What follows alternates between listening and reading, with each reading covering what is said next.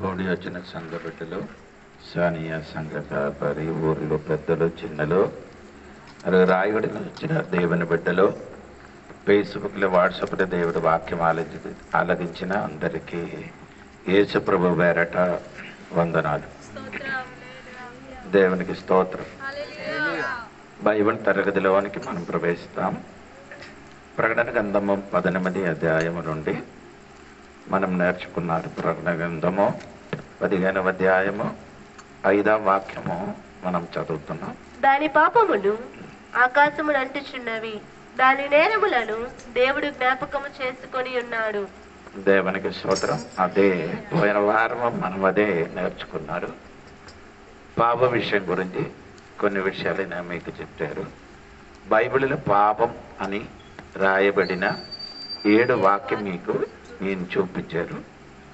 ఈ పాపము మనము మారు మనసు పొందిన వెంటనే దేవుడు ఆ పాపం ఏం చేస్తున్నారని బైబిల్ రాయబడి ఉంది. మీకా గ్రంథము 7వ అధ్యాయము 19 వాక్యం చదివినప్పుడు అక్కడ కరెక్ట్గా రాయబడి ఆయన మరలా మన యందు జాలిపడును, మన దోషములను అణచివేయును, వారి పాపములన్నిటిని సముద్రపు అగాధములలో నీవు పడవేతువు. హల్లెలూయా చెప్పచ్చు. మనమందరం మారు మనస్సు పొందిన వెంటనే మన పాపమన్నీ సముద్రములు పడవేయబడుతున్నారని రాయబడి ఉంది. ఇప్పుడు రాయబడిన పాపము, ఆయన సముఖములో ఉన్న పాపము అంటే మారు మనసు పొందిన వెంటనే ఇది దేవుడు ఎక్కడ పడేస్తుంది? ఒక స్తోత్రం చెప్పాలి. చాలా మంది ఇప్పుడు కూడా చేప పట్టుకున్నారు. ఇప్పుడు వరకు ఎవరికి కూడా సముద్రములు పడేసిన ఆ పాపం ఇప్పుడు వరకు ఎవరికో దొరకలేను. కాబట్టి దేవునికి స్తోత్రం గాక. అందుకని దేవుడి సంఘమా, మనం ఊహించినట్టు కాదండి. మన పాపం దేవుడు ఏం చేస్తున్నారు? మారు మనసు పొందిన వెంటనే పాపం మొత్తము సముద్రములు పడేసిన ఒక దేవుడు నీకున్న కనుక దేవునికి స్తోత్రం చెప్పండి. అదే నేను చెప్పాను, దేవునికి స్తోత్రం. అప్పుడు ఇక్కడ 5వ వాక్యములు దాని పాపములు ఆకాశమును అంటుచున్నవి, దాని నేరములను దేవుడు జ్ఞాపకము చేసుకొని ఉన్నాడు. ఆయన పాపము దేవుడు ఏం చేసుకున్నారు? జ్ఞాపకం చేసుకున్నారు. ఎవరి గురించి ఇది చెప్పుతున్నారండి? బబులోను గురించి దేవుడు చెప్పుతున్నారు. బబులోనుల పాపము దేవుడు ఏం చేసుకున్నారు? జ్ఞాపకం చేసుకున్నారట. దేవుడికి ఒక్కసారి 5వ వాక్యం ఒకసారి కూడా చదవండి. దాని పాపములు ఆకాశమును అంటుచున్నవి, దాని నేరములను దేవుడు జ్ఞాపకము చేసుకున్నాడు. నేరములు దేవుడు ఏం చేసి జ్ఞాపకము చేసుకుని 32 కీర్తనములు 2వ వాక్యం కూడా కలిసి చదవండి. 32వ కీర్తనము 2వ వాక్యం కూడా కలిసి చదవండి. యెహోవా చేత నిర్దోషి అని ఎంచబడిన వాడు, ఆత్మలో కపటము లేనివాడు ధన్యుడు. స్తోత్రం చెప్పండి. ఆత్మలో కపటం లేనివాడు ధన్యుడు అని దేవుని వాక్యములు రాయబడి ఉంది. అది ఎవరి గురించి రాయబడింది అంటే, ఇది ఈ 32 కీర్తనము రాసిన వ్యక్తి దావీదు కుమారుడు. ఆ దేవుని ఆ దావీదు కుమారుడు చెప్పిన మేమనగా, అది ఆత్మలు ఏం లేదు, కపటం లేని కాబట్టి ధన్యుడని చెప్పడానికి ఉన్న కారణం ఉంది. దావీదు చేసిన ఘోరమైన ఒక పాపం బైబిల్లో రాయబడి ఉంది. మీకు అందరికి అది తెలుసు. ఏం చేశారంటే ఆయన, ఒకటి ఆయన హత్య చేశారు. 2 ఆయన వేరొక అమ్మకి తీసుకున్నారు. 3 అదే వ్యక్తి చేతిలో చంపడానికి ఉన్న ఆ ఉత్తరాలు కూడా పంపించారు. ఈ 3 విధములున్న పాపం చేసినప్పుడు ఆ దావీదు ఇక్కడ రాయబడి ఉందో ఏమనగండి, ఆత్మలు ఏం లేదు, కపటం లేదు. అంత ఘోర పాపం చేసిన దావీదు మారు మనసు పొందినట్టుగా 51 కీర్తనములు రాయబడింది. మీరు అది మొత్తం ఇంటికి వెళ్ళి చదివితే దావీదు తను చేసిన పాపం ఒప్పుకొని ఆయన ఇచ్చిన పశ్చాత్తాపడినట్టుగా మనము రాయబడుతున్నారు. స్తోత్రం. ఆ రాయబడినప్పుడు దేవుడు అంత ఘోర పాపం చేయన దావీదు కుమారుడైన యేసయ్య అని చెప్పాడు. స్తోత్రం. ఎందుకలాగ చెప్పాడు? దావీదు శిఖరమైనది అలాగే ప్రకటన గ్రంథములో ఉంది. దేవునికి స్తోత్రం. అప్పుడు నేను చెప్పిన మాట మీరే అంటే ఇంకే అంటే అపోస్తల కార్యములు రాయబడిన నా హృదయం ఎరిగిన వాడు దావీదు గురించి చెప్పాడు. నా హృదయానుసారంగా ఉన్నవాడు అంటే అలాగా ఆ దావీదు జీవితం తప్పు జరిగింది కానీ ఆయన ఆత్మలేమే కపటము లేదు కాబట్టి ఆయన జీవితములు దేవుడు గొప్పతనంగా మార్చిన ఆ దేవుడికి స్తోత్రం కలిగింది. హల్లెలూయా. అందుకని ఈరోజు దేవుడి సంగమా నీ ఆత్మలు కపడం లేకపోతే నీ ధన్యుడుగా మారిపోతున్నారు. స్తోత్రం. అప్పుడు ఇప్పుడు మనం నేర్చుకున్న బబులోను పాపము దేవుడు ఏం చేస్తున్నాడు? జ్ఞాపకం చేసుకున్నారు. ఎందుకు జ్ఞాపకం చేసుకున్నారంటే అది ఇప్పుడు నుండి కాదు, నిమ్రోద్ కాలములుండి ఆడి చెయ్యిన పాపం మొత్తం దేవుడు ఏం చేసుకున్నారు? దేవునికి స్తోత్రం కలిగింది కాక. ఇప్పుడు నిమ్రోదు గురించి ఎక్కడ రాయబడి ఉందంటే 10 అధ్యాయములు ఇంటికి వెళ్ళి చదివితే మీకు అర్థమవుతుంది. అంటే నిమ్రోదు కాలముల నుండి ఈ బాబులోని చేసిన పాపం దేవుడు ఏం చేస్తున్నారు? జ్ఞాపకం చేసుకున్నారు. స్తోత్రం. జ్ఞాపకం చేసిన కాబట్టి దేవుడు ఏం చేశారంటే 6వ వాక్యం చూడండి. ఇప్పుడు మనం 5వ వాక్యం చదివి 6వ వాక్యం అది ఇచ్చిన ప్రకారము దానికి ఇయుడి, దాని క్రియల చొప్పున దానికి రెట్టింపు చేయుడి. ఆయన ఇచ్చిన ప్రకారము దానికి ఇయుడి, దాని క్రియల చొప్పున దానికి రెట్టింపు చేయుడి.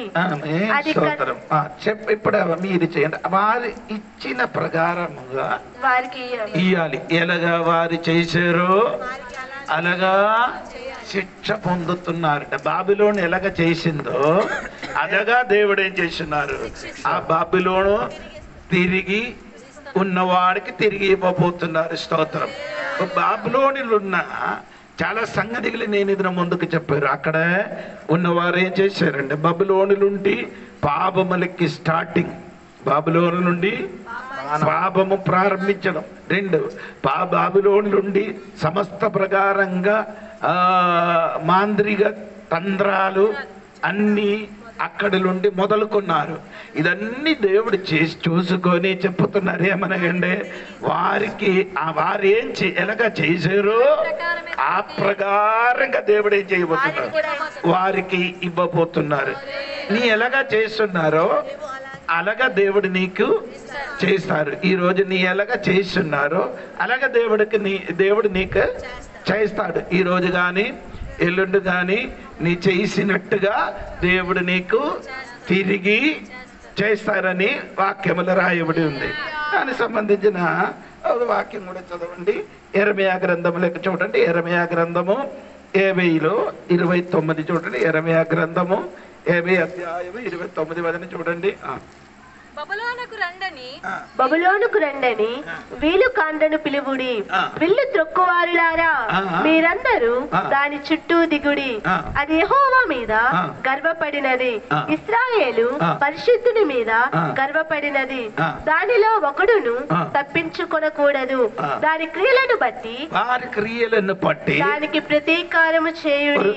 వారి క్రియలను బట్టి దానికి ఏం చేస్తున్నారు? బబులోను ఏం క్రియలు చేశారో దానికి ప్రతీకారం దేవుడు అలాగా ఇస్తుంది. దేవునికి స్తోత్రం.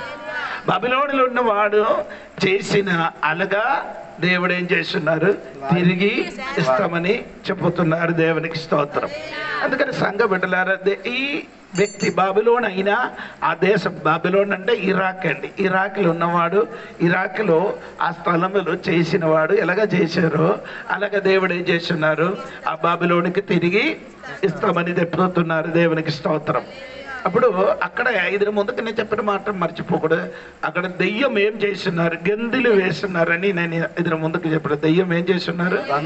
గంతులు వేస్తున్నారు. ఇంకా అది మాత్రం కాదండి, అన్ని పాపము, తర్వాత గారడి విద్యలు, మందిరములు అన్నీ అక్కడే జరిగిన ఒక స్థలము దేవునికి స్తోత్రం. ఇప్పుడు వారు చేసిన అనుసారంగా దేవుడు ఏం చేయబోతున్నాడు. చేయడానికి కారణము ఆడు గర్వం అనేది ముందుకు నా చెప్పారు. ఇప్పుడు బాబులోను చేసిన గర్భము పాపము దానికి దేవుడు ఏం చేస్తున్నారు, ప్రతికారం చేస్తున్నారు. అంటే బాబులోను గర్భం ఎలాగ, ఎవరు ఫస్ట్ గర్భము మాట్లాడిన వారు ఎవరండి అంటే నెబుకద్నెజరు ఏం చేశారు, గర్వంగా మాట్లాడి నేను ఇది ముందుకు దానియేలు గ్రంథము 4వ అధ్యాయం 30 వాక్యం కదా చెప్పిన అది ఒకసారి కూడా చదవండి. దానియేలు గ్రంథము 4వ అధ్యాయము 30 వాక్యములు కదా. రాజు బబులోనును ఈ మహా విశాల పట్టణము నా బలాధికారమును నా ప్రభావ ఘనతను కనపరుచుటకై నా రాజధాని నగరముగా నేను కట్టించినది కాదా అని తనలో తాను అనుకొనెను. రాజు నోట ఈ మాట ఉండగా ఆకాశం నుండి ఒక శబ్దం వచ్చెను.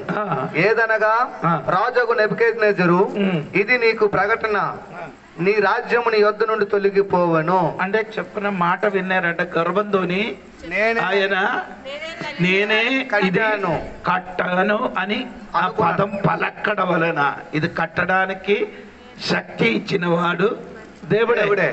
దేవుడికి మొదటి స్థానం ఇవ్వకుండా తన శక్తితోని తన ప్రభావంతోని ఆదుకున్న కాబట్టి దేవుడు ఏం చెప్పారు, నిన్ను నేను రాజ్యం నుండి ఆసనముల నుండి ఏం చేశాడు, తొలగి వేయడం కాదు, 7 సంవత్సరం వరకు అదేం గడ్డి మేసినట్టుగా తింటారని రాయబడి. అంతే చూడండి దేవుడు బిడ్డలారా.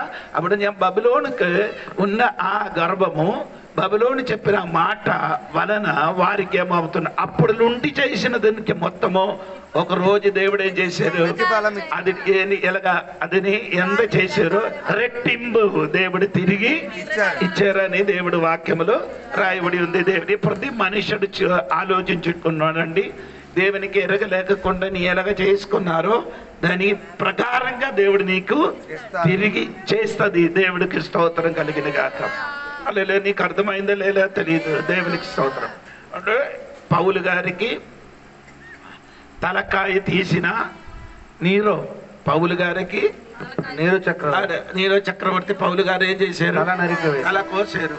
ఈ 3 నెలల తర్వాత ఎలాగా పౌలు గారు తల కోసారు, అలాగా నీరో చక్రవర్తి సొంతంగా తన మెడలు ఏం చేశారు, కోసారు. ఎలాగా చూడండి, ఎలాగా చేశారు, అదే దేవుడు బిడ్డలకు ఎలాగా చేశారు, అలాగా దేవుడు ఏం చేశారు, అదే రీతిగా చేసినట్టుగా బైబిల్ రాయబడి ఉంది. అందుకే ఏ రాజ్యమైనా కానీ ఏ వ్యక్తి అయినా కానీ దేవునికి ఎదురుగా వ్యక్తికి ఎదురుగా నీ ఎలాగా ప్రవర్తించుచున్నారో ఆ ప్రవర్తన బట్టి దేవుడు నీకు అలాగా దేవుడు తిరిగి ఇచ్చిన ఒక దేవుడు ఉన్నారు. స్తోత్రం.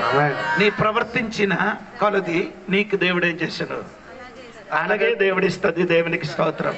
నీ ఎలాగా కొలుతున్నారో మంచిగా అలాగా దేవుడు నీకేం చేస్తాడు, కొలుతుంది. దేవుడు ఏది కొలతతోని కొలుతున్నారో అదే కొలతతోని దేవుడు నీకు ఇస్తాడు. దేవునికి స్తోత్రం. ఇప్పుడు ఎప్పుడు నీ మరిచిపోకూడదు. మన విత్తనం వేసినప్పుడు తక్కువ, విత్తనం వేసినప్పుడు కొద్దిగా కానీ కోసినప్పుడు విస్తారంగా. అంటే ఆయన అర్థం ఏంటి, నీ చెయ్యినప్పుడు తక్కువ, తిరిగి ఇచ్చినప్పుడు ఎక్కువ. స్తోత్రం కలిగిన గాక.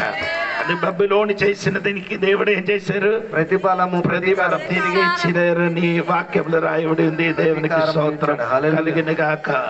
స్తోత్రం. ఇంకా 7వ వాక్యములకి రండి త్వరగా. 7వ వాక్యములు, అది నేను రాణినిగా కూర్చుండు దానను, నేను విధవరాలను కాను, దుఃఖము చూడనని తన మనస్సులో అనుకొనెను గనుక అది తన్ను తాను ఎంతగా గొప్ప చేసుకొని సుఖభోగములను అనుభవించెను, అంతగా వేదనను దుఃఖమును దానికి కలుగజేయుడి. బబులోనికి దేవుడు చెప్పిన మాట, ఆడ హృదయము ఎలాగుంది, చదివిన వాక్యం మర్చిపోయి తన మనసు ఎలాగుంది, రాణిగా అంటే రాణిగా ఉండినట్టుగా. అంటే ఆలోచన ఎలాగ తలంపులు. స్తోత్రం.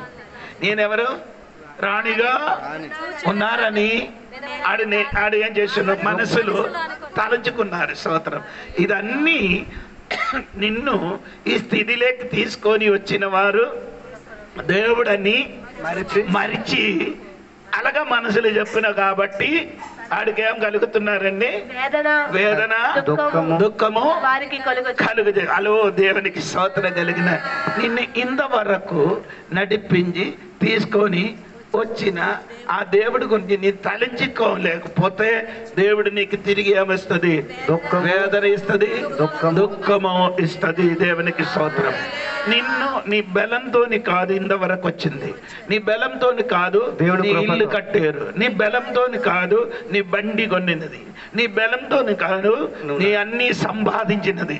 ఏది సంపాదించిన వెనక్కలు దేవుడు హస్తమున్న కాబట్టి అన్ని నీ సంపాదించుతున్నా. ఒకవేళ నీ అది మరిచి నీ చేసిన ఏడల నీ జీవితం ఏమొస్తుంది? దుఃఖము వేదన కలుగుతున్నారు. దేవునికి స్తోత్రం. అందుకని దేవుడు నీకు చేసిన ఉపకారములు ఏం చెయ్య మరవకూడదు. దేవునికి స్తోత్రం. అది దేవుడి బిడ్డలే. ఆయన కూడా దేవుని నమ్మలేని వాడు కూడా నీ దేవుడు నీకు ఉపకారం చేశాను కాబట్టి ఆయన నీ మరిచిపోకూడదు. స్తోత్రం. చాలా మంది ఇప్పుడు ఏమవుతున్నారంటే దేవునికి మరిచి ఆడి జీవిస్తున్నారు. దేవునికి స్తోత్రం కలిగినగా అది అలాగా జీవించిన కాబట్టి వారి జీవితంలో ఏం కలుగుతున్నది? దుఃఖము కలుగుతుంది, వేదన కలుగుతున్నది. ఎందుకు వేదన దుఃఖం కలుగుతున్నారంటే నీ దేవునికి మరిచిపోయిన కాబట్టి. దేవునికి స్తోత్రం కలిగింది కాక. బబులోను నిన్ను ఈ స్థితిలోకి నిన్ను దేవుడు తీసుకొని వచ్చారు. బబులోని నేను ఈ మాట చెప్పుకున్నప్పుడు అక్కడే ఇప్పుడు కూడా ఏమవుతున్నారు?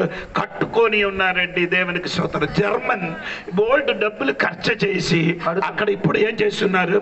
కట్టుకున్నారు. దేవునికి స్తోత్రం. అది కట్టుకున్నడం మాత్రం కాదు, పోపు అని చెప్పబడిన ఆ వ్యక్తి కూడా అక్కడికి వెళ్ళి ఏం చేశారు? దర్శించారు. ఎక్కడే? జర్మన్. ఆ బబులోనికి వెళ్ళి దర్శనం. బబులోన్ అంటే ఇరాక్కి వెళ్ళి అది కట్టిన స్థలం అన్ని ఏం చేశారు?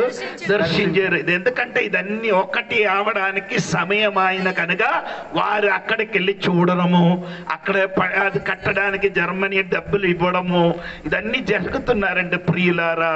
దేవునికి స్తోత్రం.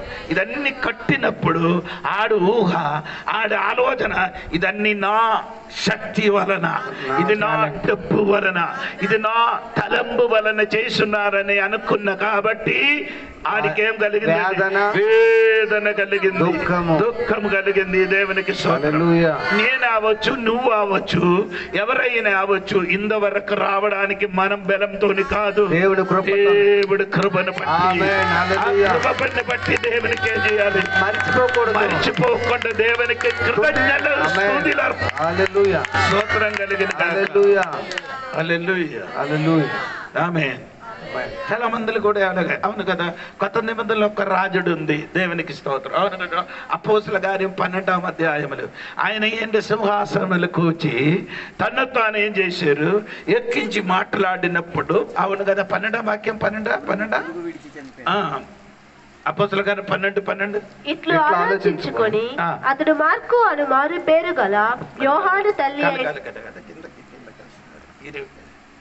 అపోస్తుల కార్యం చూడండి 12వ అధ్యాయము దానిలో 21 నుండి కిందకి చదవండి. 21. నియమింపబడిన దినమందు హేరోదు రాజవస్త్రములు ధరించుకొని న్యాయపీఠము మీద కూర్చుండి వారి ఎదుట ఉపన్యాసము చేయగా జనులు ఇది దైవ స్వరమే కాని మానవ స్వరము కాదని కేకలు వేసిరి. అతడు దేవుని మహిమపరచినందున వెంటనే ప్రభువు దూత అతని మొత్తెను గనుక పురుగులు పడి ప్రాణము విడిచెను. హల్లెలూయా చెప్పండి. హల్లెలూయా. అక్కడ మీరు అర్థమైందా? చదువునా అర్థమైంది? అది ఎవరు? హేరోదు. యేసయ్య కాలంలో ఉన్న హేరోదవు కాదు, వేరొక హేరోదవు. స్తోత్రం. ఆ హేరోదవు ఇప్పుడు ఏం చేశారంటే రాజవస్త్రము ధరించుకొని న్యాయపీఠములు కూర్చి ఉపన్యాసం చేస్తున్నారు. ఏంటి ఉపన్యాసం? తర్వాత ఏంటి జనులు ఇది దైవ స్వరమే కాని మానవ స్వరము కాదని కేకలు వేసి అంటే జనం అంతా ఏం చెప్పారు? దేవుడి స్వరం, ఇదే దేవుడు అని. ఆయన ఇలాగా ఆయన కూడా ఈ మాట విన్నప్పుడు ఏమైంది? పరలోకం ఎక్కిపోయినట్టుగా గర్వం వచ్చినప్పుడు దేవుడు ఏం చేశారు? అవును కదా, మనకందరికి వెంటనే మనకందరికి పొగిడారంటే మంచి, ఇప్పుడు ఎండాకాలంలో మంచి జ్యూస్ త్రాగినట్టుగా చల్లగా. హలో నిన్న కొందరు పొగిడితే ఏమవుతున్నారు? భూమిలు కాదు ఆకాశం ఎగిరిపోతున్నారు. అందరికి అదే ఇష్టం. ఏది?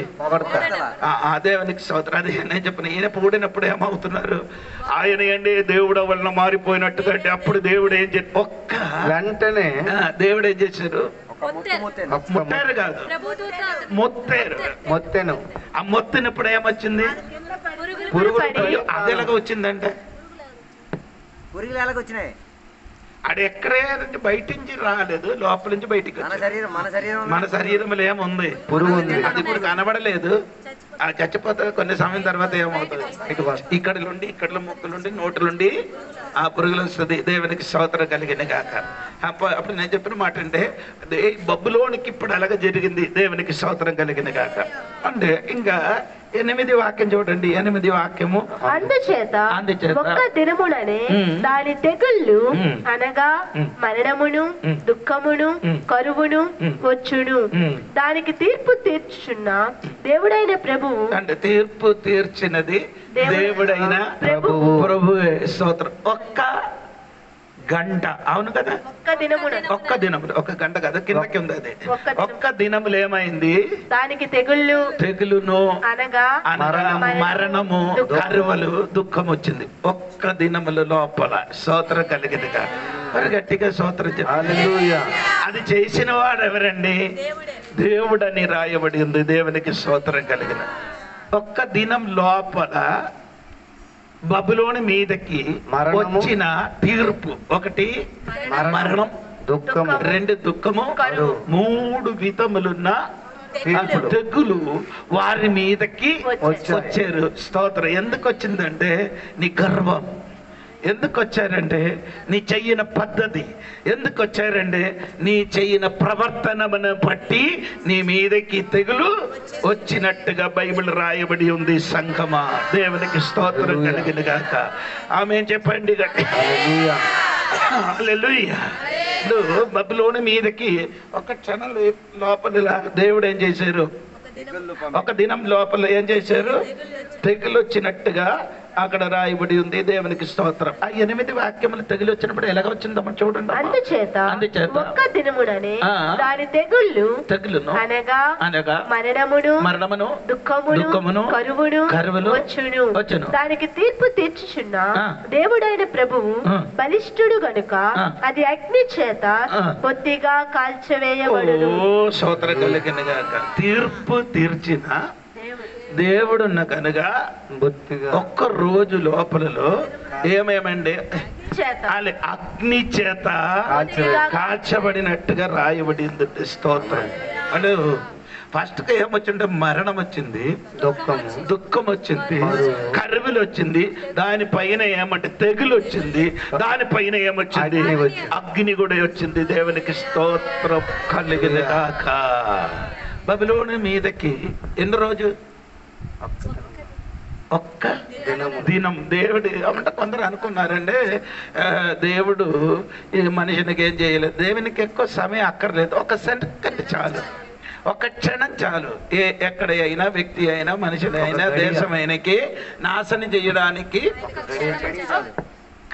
సెకండ్ చాలు, ఒక గడిక చాలు. కొందరు అనుకున్నారు దేవునికి స్తోత్రం, దేవుడి అలాగే చెయ్యను కానీ ఒక్క క్షణం చాలు. స్తోత్రం కలిగిన గాక. అందుకే నేను చెప్పి ఇప్పుడు అందరినీ టీవీలు చూసారా? మేమ అక్కడ పెద్ద మేమలు పెద్ద భూకంపాలు వచ్చి ఎంత మందులు. అది ఎక్కడంటే మన ఇండియా ఇప్పుడు ఒరిస్సా ఆంధ్రకి బోర్డర్గా ఉన్నారు స్థలం. ఆమె హలో, నీకు అర్థమైందా? ఒక్క క్షణము లోపల మొత్తం ఉన్న చోట ఏమైంది? కనపడలేకుండా ఆ స్థలం ఇది ఇల్లు ఉన్న చోట ఇవన్నీ తెలియలేకుండా క్షణము లోపల దేవుడు ఏం చేశారు దాన్ని ఇది అంటే అప్పుడు మీరు అనగా దేవుడు అలాగ చేయొచ్చా, దేవుడు ఎలాగ చేయవచ్చా నాకు తెలియదు, కానీ బైబిల్ ఎలాగ చెప్పుతున్న అంటే దేవుడు రాకడ సమయములు స్థానములు స్థానే ఏమవుతుంది, భూకంపాలు వస్తామని చెప్పారు. ప్రతి చోటలు ఏమొస్తుంది, భూకంపాలు అక్కడే ఏమవుతుంది, భూకంపాలు వస్తున్నారని దేవుడు చెప్తున్నారు. దేవునికి స్తోత్రం. అంటే ఇదన్నీ పోగడానికి ఎన్ని టైం కావాలి, ఒక క్షణం మాత్రం చాలు అని చెప్పడానికి ఈ రాత్రి నేను ఉపయోగిస్తున్నారు సంగమా. దేవునికి స్తోత్రం కలిగిన గాక. మనం జీవితం ఎలాగంటే నీటి బుడగవలే ఉంది. స్తోత్రం. అది చూసారు, వర్షములు పడినప్పుడు అది ఏమవుతున్నారు, బుడగలుగా వచ్చి వెంటనే ఏమవుతుంది, తేలిపోతున్నట్టుగా మన జీవితం. అందుకొందరికి ఇప్పుడు కూడా అర్థం అవ్వలేదు. ఇదిగో నేను శక్తి కలిచాలు నాకు ఇది. ఇప్పుడు మనుషుడు ఎవరికి ఏమేమంటే మరిచిపోతే, ఎప్పుడు మనుషునికి ఇదన్నీ జ్ఞాపకం వస్తామని ఎక్కువ సీరియస్ అయిన ఒక సమస్య, ఎక్కువ రోగము, పెద్ద సమస్య వచ్చినప్పుడు మనుషులు మొత్తం ఏమవుతున్నారు, ఆ మంచం మీద పడుకుంటే ఆలోచన వస్తుంది, నేను చేసినది ఎలాగా ఆయన ముందుకు మనుషులు ఎవరు కూడా అలాగా ఆలోచన రాదు. అందుకే అలాగా కాదండి, ప్రతి దినములు ప్రతి క్షణములు మీరు అలాగా ఆలోచించాలి. స్తోత్రం. నాకు కూడా అలాగా జరుగుతుందని అనుకోని జీవిస్తే బాగుంటాం. దేవునికి స్తోత్రం కలిగిన గాక. అందుకని రాత్రి నేను చెప్పిన మాట ఏమనగా అటు 3 కార్యములు చెప్పిన, ఒకటి మరణం జరిగింది, 2 ఏమంటే దుఃఖం కలిగింది, 3 కరువులు కలిగింది, తెగులు వచ్చింది, తర్వాత ఏమంటే అగ్ని వచ్చి కాల్చబడింది. దేవునికి స్తోత్రం కలిగిన గాక. అని కిందకెచ్చండి 9, 10 వదన చూడండి. దానితో వ్యభిచారము చేసి సుఖభోగములను అనుభవించిన భూరాజులు దాని బాధ చూచి భయాక్రాంతులై దూరమున నిలువబడి దాని దహన ధూమమును చూచినప్పుడు దాని విషయమై రొమ్ము కొట్టుకొనుచు ఏడ్చుచు, అయ్యో అయ్యో బబులోను మహాపట్టణమా, బలమైన పట్టణమా, ఒక్క గడియలోనే నీకు తీర్పు వచ్చెను గదా అని చెప్పుకొందురు. చెప్పండి. ఏంటంటే అక్కడ చెప్పారు, మీరు అర్థమైందా? 9వ నుండి చదవండి. దానితో వ్యభిచారం అని చెప్పిన వ్యాపారం చేసిన వాడు ఎవరితో, బాబిలోనిలో వ్యాపారస్తులు ఉన్నారు. అంటే ప్రతి రాజ్యములున్న రాజులందరూ ఎక్కడికి వస్తుంది, అక్కడికి వస్తుంది. ఎక్కడ ఇరాక్ అయినా బబులోనికి వచ్చి ఆడేం చేస్తున్నారు, వ్యాపారము చేసుకున్నారు. దేవునికి స్తోత్రం. అనుకున్నారంటే ఇప్పుడు ఇక్కడ నుండి సౌదీకి వెళ్ళడానికి ఎక్కువ సమయం అవసరం లేదు.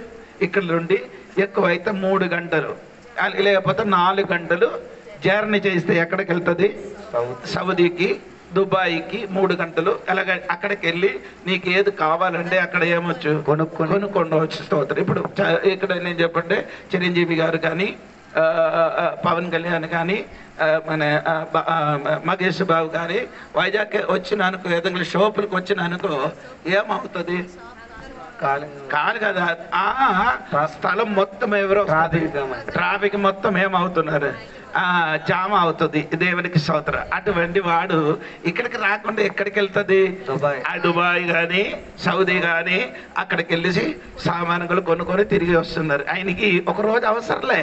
ఏంటండి 4 గంటలు ఉంటే ఆడెక్కడి నుంచి ప్రయాణం చేయాలి, 8 గంటల లోపలికి తిరిగి మన భారతదేశంలో రావచ్చు. దేవునికి స్తోత్రం కలిగిన గాక. అలాగా ఈ బబులోనిలోకి దూరదేశంలో రాజులు ఏమవచ్చు వచ్చి వేగములు వచ్చి రావడానికి ఉన్న విమానం కూడా ఇప్పుడు ఏమవుతున్నారు, అందుబాటు చేస్తున్నారు. స్తోత్రం కలిగిన గాక.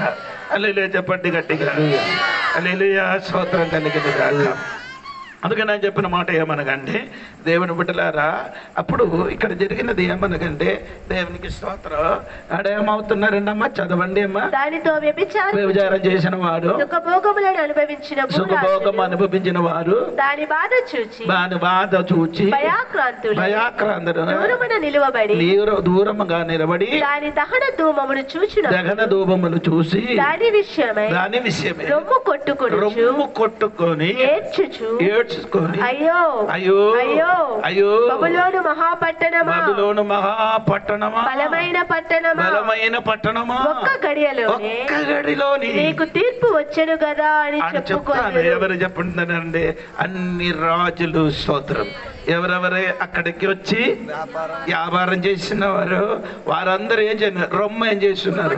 రొట్టుకాలు. అలాగే రొమ్ము కొట్టిన వాడు గురించి లూకోసు వార్తలు ఉంది, మీకు అందరికీ తెలుసు కదా. ఇద్దరు ప్రార్థన చేయడానికి దేవాలయంకి వెళ్ళి, ఒకడు సుంగరి, అవును కదా, ఇంకొకడు పరిసయ్యుడు. ఇద్దరు ఏం చేశారు? ప్రార్థన చేయడానికి దేవాలయం లోపలికి వెళ్ళారు. దేవునికి స్తోత్రం. వెళ్ళినప్పుడు ఆ పరీక్షలు చెప్పిన మాట మీరు ఎలాగ చెప్పారు? ఆయన చెప్పిన మాట, నేను వారానికి రెండు రోజు ఉపవాసం చేస్తున్నారు. వారానికి 2 రోజు ఉపవాసం చేస్తున్నారు. అంటే మోసప్ప కొండ ఎక్కిన రోజు, కొండ దిగిన 2 రోజు ఆయన ఏం చేస్తున్నారు? ఉపవాసం చేశారు. ఇంకేమండి?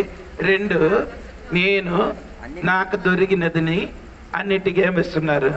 దశభాగం. 3 ఈయన చర్చికి వెళ్ళిన వాడు, అవును కదా, చర్చికి వెళ్ళారు కదా, దేవునికి స్తోత్రం. 4 ఆయన ఏం చెప్పారు? అది ఇప్పుడు చెప్పారు కదా. అంటే ఆ వెనకలు నిలబడిన సుంగరి వండి వాడు కాదు. స్తోత్రం. ఈయన దానిగా పలుకుకొని ఏం చేస్తున్నారు? ప్రార్థన చేసుకున్నారు. కానీ శృంగరి ఎలాగా ప్రార్థన చేశారు? పరలోక తట్టుకు చూడక రొమ్ము కొట్టుకొని ఏం చేశారు? దేవా పాపి అయిన నేను కరుణించమని పలికేను. అతనికంటే నీతిమంతుడుగా తీర్చబడి తన ఇంటికి వెళ్ళవలనని మీతో చెప్పుచు. స్తోత్రం. ఆయన నీతివంతుడుగా తన్ను తాను హెచ్చించుకొని. స్తోత్రం. అంటే నేను చెప్పిన మాట, ఈయన రెమ్ము కొట్టి ఏం చేశారు? ఎక్కువ ప్రార్థన ఏం తెలియదు ఈయనకి. ఆయనకి అంటే ప్రార్థన స్టైల్ మొత్తం తెలుసు. ఎవరికి? పరిసయుడికి అంటే ప్రార్థన ఎలాగంటే కరెక్ట్ తెలుసు, ప్రార్థన విధానం ఆ విధానం తెలియదు, ఎక్కడ వరకు వెళ్ళొచ్చు అని కరెక్ట్ తెలుసు. కానీ ఈ పాపి అయిన మనుషుడు అక్కడికి వెళ్ళకుండా, పరలోకం చూడకుండా ఏం చేశాడు? రొమ్మ ఏం చేస్తున్నాడు? కొట్టుకొని దేవుడి సన్నిధిలో ప్రార్థన చేసి, ఇన్నప్పుడు ఏం చేశారు? దేవుడు ప్రార్థన ఆలకించి ఆయన పాపం క్షమించాడు, ఇంటికి వెళ్ళినట్టుగా చూడగలుగుతున్నారు. స్తోత్రం. హల్లెలూయా. శృంగరి గురించి ఏం పరీక్షల గురించి ఏం రాసి ఉన్నారండి? దేవా నేను చోరులను లేదు. ఆయన ఏమైంది? ఆయన ఏం చేశారు? ఇంటికి వెళ్ళిపోయినట్టుగా అక్కడ రాయబడలేదు. దేవునికి స్తోత్రం కలిగిన కాక. ఇప్పుడు నేను చెప్పిన మాట ఇక్కడే ఏమండి? ఆడు రొమ్ము ఏం చేస్తున్నారు? ఎందుకు కొట్టుకున్నారంటే, ఈ బబులోను అయినా ఆ పెద్ద వ్యాపార కేంద్రం ఏమైంది? కూలిపోయి నశించిపోయి అగ్నితోని కాల్చబడినాడు. పొగ పైకి ఎగిరిన చూసినప్పుడు వారందరూ ఏం చేశారు? ఒక్క క్షణం లోపలలో నీకు ఒక్క గడి లోపల నీకేమైంది? తీర్పు వచ్చినని చెప్పుకొని వారందరూ ఏం చేశారు? రొమ్ము కొట్టుకున్నారండి. ప్రియులారా, దేవునికి స్తోత్రం కలిగిన గాక. హల్లెలూయా. దేవుడు తీర్పు తీర్చడానికి ఎన్ని సమయం కావాలండి? ఒక్క గడి సమయము చాలు అని బైబిల్ రాయబడి ఉంది. దేవునికి స్తోత్రం. హల్లెలూయా. ఎంతమందికి అది అర్థమైందంటే నాకు తెలియదండి. దేవునికి స్తోత్రం కలిగిన గాక. ఓకే. ఇన్ని తర్వాత ఇన్ని 11 నుండి కిందకి చదవండి. 11 నుండి. లోకములో వర్తకులను ఆ పట్టణమును చూచి ఏడ్చుచు తమ సరుకులను అనగా బంగారు, వెండి, రత్నములు, ముత్యములు, సన్నపు నార బట్టలు, ఊదా రంగు బట్టలు, పట్టు బట్టలు, రక్తవర్ణపు బట్టలు మొదలైన సరుకులను, ప్రతి విధమైన దబ్బమ్రానులు, ప్రతి విధమైన దంతపు వస్తువులను మిక్కిలి విలువ గల కర్ర, ఇత్తడి, ఇనుము, చలువరాళ్ళు మొదలైన వాటితో చేయబడిన ప్రతి విధమైన వస్తువులను, దాల్చిన చెక్క, హోమము, ధూపద్రవ్యములు, అత్తరు, సాంబ్రాణి, ద్రాక్షారసము, నూనె, మెత్తని పిండి, గోధుమలు, పశువులు, గొర్రెలు మొదలగు వాటిని, గుర్రములను, రథములను, దాసులను, మనుష్యుల ప్రాణములను ఇక మీదట ఎవడును కొనడు. నీ ప్రాణమునకు ఇష్టమైన ఫలములు నిన్ను విడిచిపోయేను. ఇక్కడ అమ్మిన సరుకుల గురించి అక్కడ రాయి ఉంది. సో లిస్ట్ అంతా ఆ లిస్ట్ అంతా అక్కడ రాయబడి ఉంది. మీరు వినాలి. దేవునికి స్తోత్రం కలిగింది కాక. అక్కడే మనిషి ప్రాణము, మనిషి శరీరము కూడా కొనడము అక్కడ కొన్నుతున్నారు, అమ్ముతున్నారట. స్తోత్రం కలిగింది. ఒక మనుషుడు చనిపోతే ఆయన హార్ట్ 4 గంటల లోపలలో వేరొక మనిషినికి ఏం చేయొచ్చు, అమర్చవచ్చు, పెట్టచ్చు. అది 4 గంటల లోపలలో ఆ హార్ట్ ఏం చేస్తున్నారు, పని చేస్తున్నారు. మనుషుడు చచ్చిపోయారు కానీ హార్ట్ ఏం చేయలేదు, చనిపోయారు. అలాగా కన్ను ఏమంటే అలాగా మనిషిని చచ్చిపోతాను. కన్ను 4 గంటల వరకు బతుకుంటారు, పని చేసేది. 8 గంటల లోపలలో మనిషి శరీరములు భాగం ఏం చేయొచ్చు, వేరొక శరీరములు అమర్చవచ్చు. స్తోత్రం కలిగిన గాక. ఇదన్నీ 8 గంటలేంటి స్తోత్రం కలిగిన ఏమండి స్తోత్రం. ఇంకొక ఫ్లూయిడ్ శాస్త్రములు చూశారు. ఆ ఫ్లూయిడ్లు అంటే 14 సంవత్సరం వరకు ఈ శరీర భాగము ఉంచడానికి, చచ్చిపోకుండా ఉంచడానికి ఉన్న ఒక ఫ్లూయిడ్ లిక్విడ్ ఆడేం చేశారు, ఆడిప్పుడు కనబడుతున్నారు. స్తోత్రం చెప్పండి గట్టిగా. ఇప్పుడు మనకి అన్నా ఇప్పుడు 8 గంటల వరకు అండి, 8 గంటలు. స్తోత్రం. అప్పుడు బబులోనులు ఎలాగ జరుగుతుంది స్తోత్రం కలిగిన గాక. అంటే 14 సంవత్సరం వరకు బ్రతుకుంటున్నట్టుగా నీ శరీర అవయవాలు ఒక లిక్విడ్ లోపల ఉంచడానికి ఉన్నది. ఆడిప్పుడు ఏం చేశారు, కనిపెట్టుకొని ఉన్నారు ప్రియులారా. స్తోత్రం కలిగినగా. ఇది ఈ సరకు అన్ని ఏమవుతుంది, అమ్ముతున్నది. దేవునికి స్తోత్రం. ఇప్పుడు కిడ్నీ అమ్ముతున్నట్టుగా, హార్ట్ అమ్ముతున్నట్టుగా, కన్ను అమ్ముతున్నట్టుగా, నీ కలిజ అమ్ముతున్నట్టుగా మన శరీర భాగం కూడా పీస ఏం చేయొచ్చు, అమ్మొచ్చు. అప్పుడు ఆ సమయములు బబులోను ఇది మొత్తం ఏమవుతుంది, అమ్మబడుతుంది. దేవునికి స్తోత్రం. అన్ని సుగంధ ద్రవ్యాలు కూడా ఏమవుతున్నారు, అమ్మబడుతున్నారు ప్రియులారా. దేవునికి స్తోత్రం కలిగిన అత్తరు. ఎన్ని అత్తరు అంటే మీకు ఎన్ని తెలియదు. ఒక్కొక్క అత్తరికి ₹1,00,000 పైన విలువ ఉంది. 1,00,000 కాదు, 10 లక్షల వరకు పైన విలువైన ఉన్న అత్తరు ఉంది. అలాగా మాత్రం కాదు, దాని వల్ల అలాగంటి విలువైన గంటి మందు ఉంది. ఏది తాగడానికి ఉన్న వైన్ లిక్విడ్ ఉన్నారు. దేవునికి స్తోత్రం కలిగిన గాక. మరి గట్టిగా స్తోత్రం చెప్పాలి. హల్లెలూయా. ఇదన్నీ ఎక్కడ అమ్ముతున్నారండి, బబులోనులు అమ్మబడుతున్నారు. దేవునికి స్తోత్రం. అది అమ్మబడడానికి పెద్ద మాల్ అక్కడ కట్టుతున్నారు. షాపింగ్ మాల్ అక్కడే కడుతూనే ఉన్నారు. స్తోత్రం కలిగి. ఆయన పని ఇప్పుడు వరకు ఏమవ్వలేదు, పూర్తి అవ్వాలండి. మనం ఇక్కడి నుంచి వెళ్ళిపోరు. స్తోత్రం చెప్పాలి గట్టిగా. దేవునికి స్తోత్రం కలిగినగా.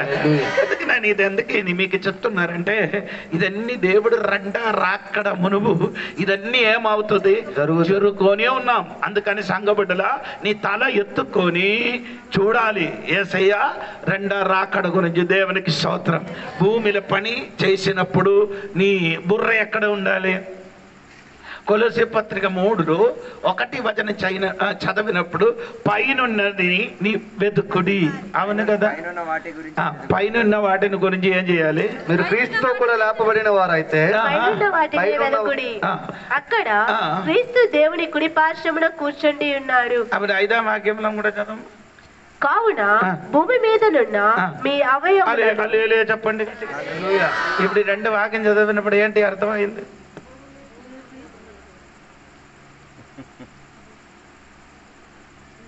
అర్థం కాలేదు. మొదటి వచనం చూడండి. ఒకటి మీరు క్రీస్తుతో కూడా లేపబడిన వారైతే పైనున్న వాటినే వెదకుడి. 5వ వాక్యం, కావున భూమి మీద నున్న మీ అవయవములను అనగా అదే అప్పుడు నీ తల ఎక్కడ ఉండాలి? అదే నీకు అదే స్తోత్రం కలే. పైన వాటిని ఏం చేయాలి? వెతకాలి. భూమి లేదుంది అవయవాలు, అదే నేను చెప్తున్నారు. స్తోత్రం అర్థం అవ్వలేదేంటి? స్తోత్రం కలిగిన. అందుకని తల ఎల్లప్పుడు ఎక్కడ ఉండాలి?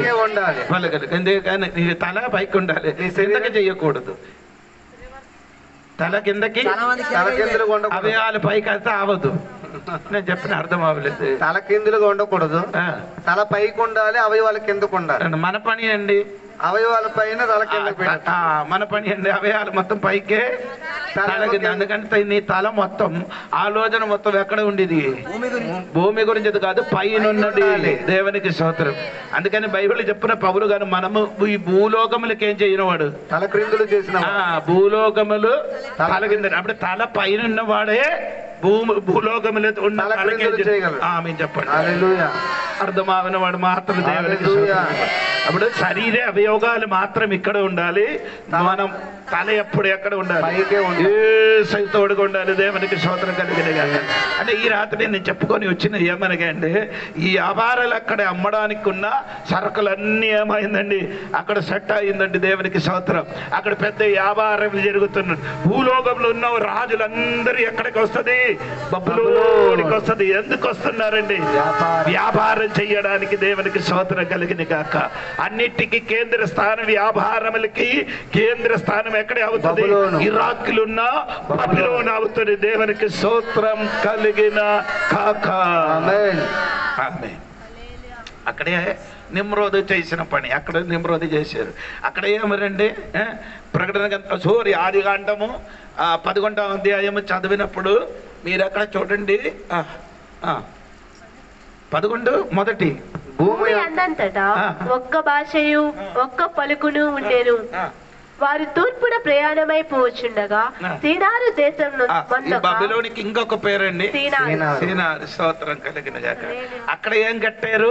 బాబేలు గోపురం. బాబేలు గోపురం కట్టారు. ఏం కట్టారండి? ఆకాశానికి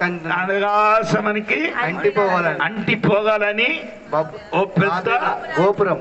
అలాగైతే ఇప్పుడు ఇంకా రాబోవు దినములు కూడా అలాగ పెద్ద మోళ అక్కడ కట్టుతుంది. దేవునికి స్తోత్రం కలిగిన. స్తోత్రం చెప్పండి. అది కట్టినప్పుడు దేవుడు వారి భాష ఏం చేసి అది గట్టిగా చప్పట్లు కొట్టి. ఎందుకు గట్టిగా చెప్పలేదు? నేను చెప్పిన కాబట్టి ఉద్దేశాలు నెరవేరవు. అది కాదు, నేను ఎందుకు చెప్పారండి? అప్పుడు వరకు మనిషినికి ఒకే భాష. ఒక్క సెకండ్ లోపల తారుమారు కదా, వేరే వేరే భాష మాట్లాడు. ఒక్క నిమిషం లోపల మొత్తం మా భాషలో మారి వేరే వేరే భాష మాట. అలాగైతే దేవుడికి అడగొచ్చు కదా, దేవా ఒక్క క్షణం లోపల భాష నేర్పించినదే దేవుడు నాకు కూడా ఒక్క క్షణం లోపల వేరే వేరే భాష నేర్పచ్చు. మీరు అలాగ ప్రార్థన చేయరు. ఒకే భాషే నీకు చాలు. స్తోత్రం. ఎప్పుడైనా అలాగే చెప్పిందా? నేను చెప్పిన కరెక్టా లేదా? కానీ బబులోను ఉన్నవాడు అందరూ ఒక్క భాషతోనే కట్టినప్పుడు ఏమైంది? పెద్ద గోపురము కట్టగలిగిన దేవుడు ఏం చేశారు? కట్టగలిగిన గోపురం భాష ఏం చేశారు? ఆయన అర్థం నేను చెప్పాను. నేను మేస్త్రి అర్థాలు తెచ్చరాడా అంటే చెప్పిన ఈడికేట ఇసుక పట్టు ఇసుక అంట. స్తోత్రం కలిగిన కాక. భాష వేరే, భాష వేరు. ఇప్పుడు నేను మలయాళంలో చెప్పినట్టే అలాగా నీకు అర్థం అవ్వదు. అలాగా ఆమేన్.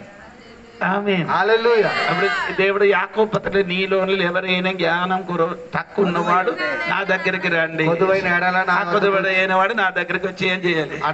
అడుగుడి ఆడికిస్తామని. అంటే నీకు భాష కావాలంటే దేవునికి వాక్యం చెప్పుకోండి, ప్రార్థన. దేవా నీ ఒక్క క్షణ లోపల భాష ఏం చేశారు? తారుమారు చేశారు కదా. ఆ తారుమారు చేసి వేరే వేరే భాష వారి నోట్లు పెట్టినట్టుగా నాకు కూడా అలాగంటే వేరే భాష ఏం చేయాలి? నేర్పయ్యా. స్తోత్రం కలిగిన ఇప్పుడు నేను చెప్పుకున్నది మన మనస్సుని మారిపోకుండా అలాగే నేను చెప్పారు దేవునికి స్తోత్రం. ఆ బబులోను లేదు, ఏం చేశారు, అలక కట్టినట్టుగా పెద్ద మాలు కట్టబోతున్నారు. అక్కడ కట్టినప్పుడు ఏమవుతుందండి, అమ్మబడిన సరకు కూడా ఇక్కడ బైబిల్ రాయబడి ఉంది. దేవునికి స్తోత్రం. ఇది రాయబడింది, ఇంకా రాయబడి లేని మొత్తం సరకు కూడా ఎక్కడికి వస్తుంది, అక్కడికి వస్తుంది. దేవునికి స్తోత్రం కలిగిన గాక. ఇప్పుడు మనం ఇప్పుడు ముందుకు మనం ఎక్కడ కొన్నారు, ఏదైనా కొన్నారంటే దగ్గర ఉన్న షాప్, ఏ షాప్, కిరాణా షాప్కి వెళ్ళి ఏం చేస్తున్నారు. ఇప్పుడు ఎలాగా మీరు కొంటున్నారు, షాపింగ్ మాల్. ఇప్పుడు ఎక్కడికి వెళ్తున్నారు, రిలయన్స్, మోరు అటువంటి ఆ పెద్ద షాప్కి వెళ్ళి ఏం చేయొచ్చు. నేను మన పిల్లలందరూ మనం వెళ్ళారు. కేరళకి వెళ్ళినప్పుడు అక్కడ పెద్ద షాప్ ఉంది, లుల్లు అంటే ఏం ప్రియులారా, ఏమంటే ఎక్కడికి వెళ్ళారో ఎక్కడ దిగారో కూడా తెలియదు. అంటే ఒకే రీతిగా ఉందండి. ఎన్ని షాప్ ఉందంటే నాకు తెలియదు. 2000 3000 అలాగా అనుకున్నారు. నేను కొన్ని స్థలములు తిరిగినప్పుడు నా కాలు నొప్పి వచ్చిన కాబట్టి నేనేం చేయలేదు, వెళ్ళలేదు. వీరందరూ కొందరు అక్కడికి వెళ్ళి చూశారు. దేవునికి స్తోత్రం కలిగిన గాక. అంటే ఎంతమంది ప్రజలు అక్కడికి వస్తున్నారు తెలుసా మీకు, దూరాంధ్రముల నుండి. మనం ఇక్కడ నుండి ఆంధ్రలో కొందరు పిల్లలు అక్కడికి వెళ్ళారు. ఏదో కొనడానికి వెళ్తే డబ్బు మనకి చాలదు. ఏంటంటే ఒక బయటలో మనకి దొరికిన ఒక చిన్న వస్తువుకి 50 రూపాయలకి దొరికిన అక్కడ 350 రూపాయలు చెప్పారు. స్తోత్రం. అల్లే అంత పెద్ద మహల్ అంటే అది మీరు చూడాలి, ఎప్పుడైనా వెళ్ళాలి. దేవునికి స్తోత్రం. నేను అనుకున్నారు వైజాగ్లు కూడా ఆయన కట్టడానికి ప్రయత్నించున్నాను అనుకున్నారు. దేవునికి స్తోత్రం. మోర్ ఏం పనికిరాదు. స్తోత్రం కలిగిన రిలయన్స్ కూడా ఆయన దగ్గరికి ఏమవుతుంది, అంత పెద్ద మాల్ అడకట్ట షోప కట్టబోతున్నారు. అలాగంటి పెద్ద షోప అమ్ముతున్నారండి, కట్టబోతున్నారు. స్తోత్రం. అక్కడ అమ్మబడిన సరకు కూడా ఉంది. దేవునికి స్తోత్రం. ఇప్పుడు మీరు అనుకోండి, ఇదండి అయ్యగారు చెప్పలేకపోతే నాకేంటి, ఇప్పుడు మనం ఇదే పరలోకం వెళ్ళిపోతాను, ఆడ షోపు కట్టనేయండి, అమ్మడం ఏంటి, ఏం చేసినా మనకంటే నేను ఎందుకు తెలుస్తున్నానంటే ఇది నీకు తెలియాలి. దేవునికి స్తోత్రం కలిగిన గాక. ప్రకటన గ్రంథము మనకు తెలియలేకపోతే నో ప్రాబ్లం. ఏమంటే ప్రకటన గ్రంథంలో రాబో దినములు జరగబోడు అనుకున్న వాక్యం అది. దేవునికి స్తోత్రం. ఆయన ముందుకు మనం పరలోకం వెళ్ళిన తర్వాత భూమిలో దాన్ని ఏమవుతుంది, జరుగుతుంది. దేవునికి స్తోత్రం కలిగినగా. కానీ ఇది జరిగినప్పుడు మనకి జరగవలసిన కొన్ని విషయం కూడా ప్రకటన గ్రంథములు ఉంది. అది కూడా మీరు నేర్చుకోవాలి. దేవునికి స్తోత్రం చెప్పాలి. అప్పుడు 11 నుండి 13 వరకు ఉన్నది. అక్కడ ఏమవుతున్నారండమ్మా, అమ్మబడిన సరుకుల గురించి రాయబడి. ఈ 14వ వాక్యం చూడండి. 14వ వాక్యం, నీ ప్రాణమున ఇష్టమైన ఫలములు నిన్ను విడిచిపోయెను, రుచిమైనవనియు దివ్యమైనవనియు నీకు దొరకకుండా నశించిపోయినవి. 3 విషయములు అక్కడ రాయబడి ఉంది. దేవునికి స్తోత్రం. ఏమంటమ్మా, ఏంటండి, ఇష్టమైన ఫలములు ఏమైంది, ఇష్టమైన మంచి మంచి ఫలం ఉంది. దేవునికి స్తోత్రం. పళ్ళు ఉంది. 2 లక్షల వరకు ఉన్న మామిడికాయ ఉంది. అనేక రకాలు. 2 లక్షల కేజీకి 2 లక్షల విలువ కలిగిన మనకు దొరకలేదు. దేవునికి స్తోత్రం. అక్కడ ఏమవుతున్నారంటే 24 గంటలు ఏమవుతున్నారు. అదొక నేనే చెప్పినది ఉన్నదా లేదా తెలియదు, నెట్లు కొట్టదే మీకు అర్థం అవుతున్నారు. దేవునికి స్తోత్రం కలిగిన గాక. అంత విలువైన పళ్ళు ఏముంది, మధురమైన పండగ ఏందో అవుతున్నా అక్కడ అమ్ముతున్నారు. అది నిన్ను ఏం చేస్తుంది, విడిచిపెట్టి పోతుంది. దేవునికి స్తోత్రం. ఎక్కడ దొరుకుతుంది ఇది, బబులోనైనా మాలిలు ఇది దొరుకుతుంది. స్తోత్రం కలిగిన కాక. మీరు ఊగించినట్టు కాదండి. దేవునికి స్తోత్రం కలిగింది. నేను చాలా సంవత్సరం మునుపు 3 స్టార్ హోటల్కి వెళ్ళారు వైజాగ్లో. 3 స్టార్ అంటే 5 స్టార్ కాదు, 3 స్టార్ హోటల్ అంటే ఆ హోటల్కి వెళ్ళారు. అప్పుడు మనం ఇద్దరికి కలిసి ఏమంటే భోజనం తినేసి బయటికి వచ్చినప్పుడు, అప్పుడు ఏంటంటే దాదాపు 30 సంవత్సరం ముందు, అప్పుడు 3000 అయింది. ఒమ్మో స్తోత్రం. ఇప్పుడు నేను అతనికి తిట్టారు. అప్పుడు ఆయన ఏం చెప్పారు, నీ పాస్టర్ కాదు కదా, నేను ఎన్నిసార్లు ఇక్కడికి వచ్చి తినేది, నీ ఎప్పుడు వరకు ఏం చేయలేదు, 5 స్టార్కి వచ్చి 3 స్టార్కి వచ్చి ఏం చేయలేదు, తినలే. అందుకని నిన్ను తీసుకొని నేను చెప్పలేరు నాయనా ఇంకా ఒక్కసారి కూడా నేనేం చేయను.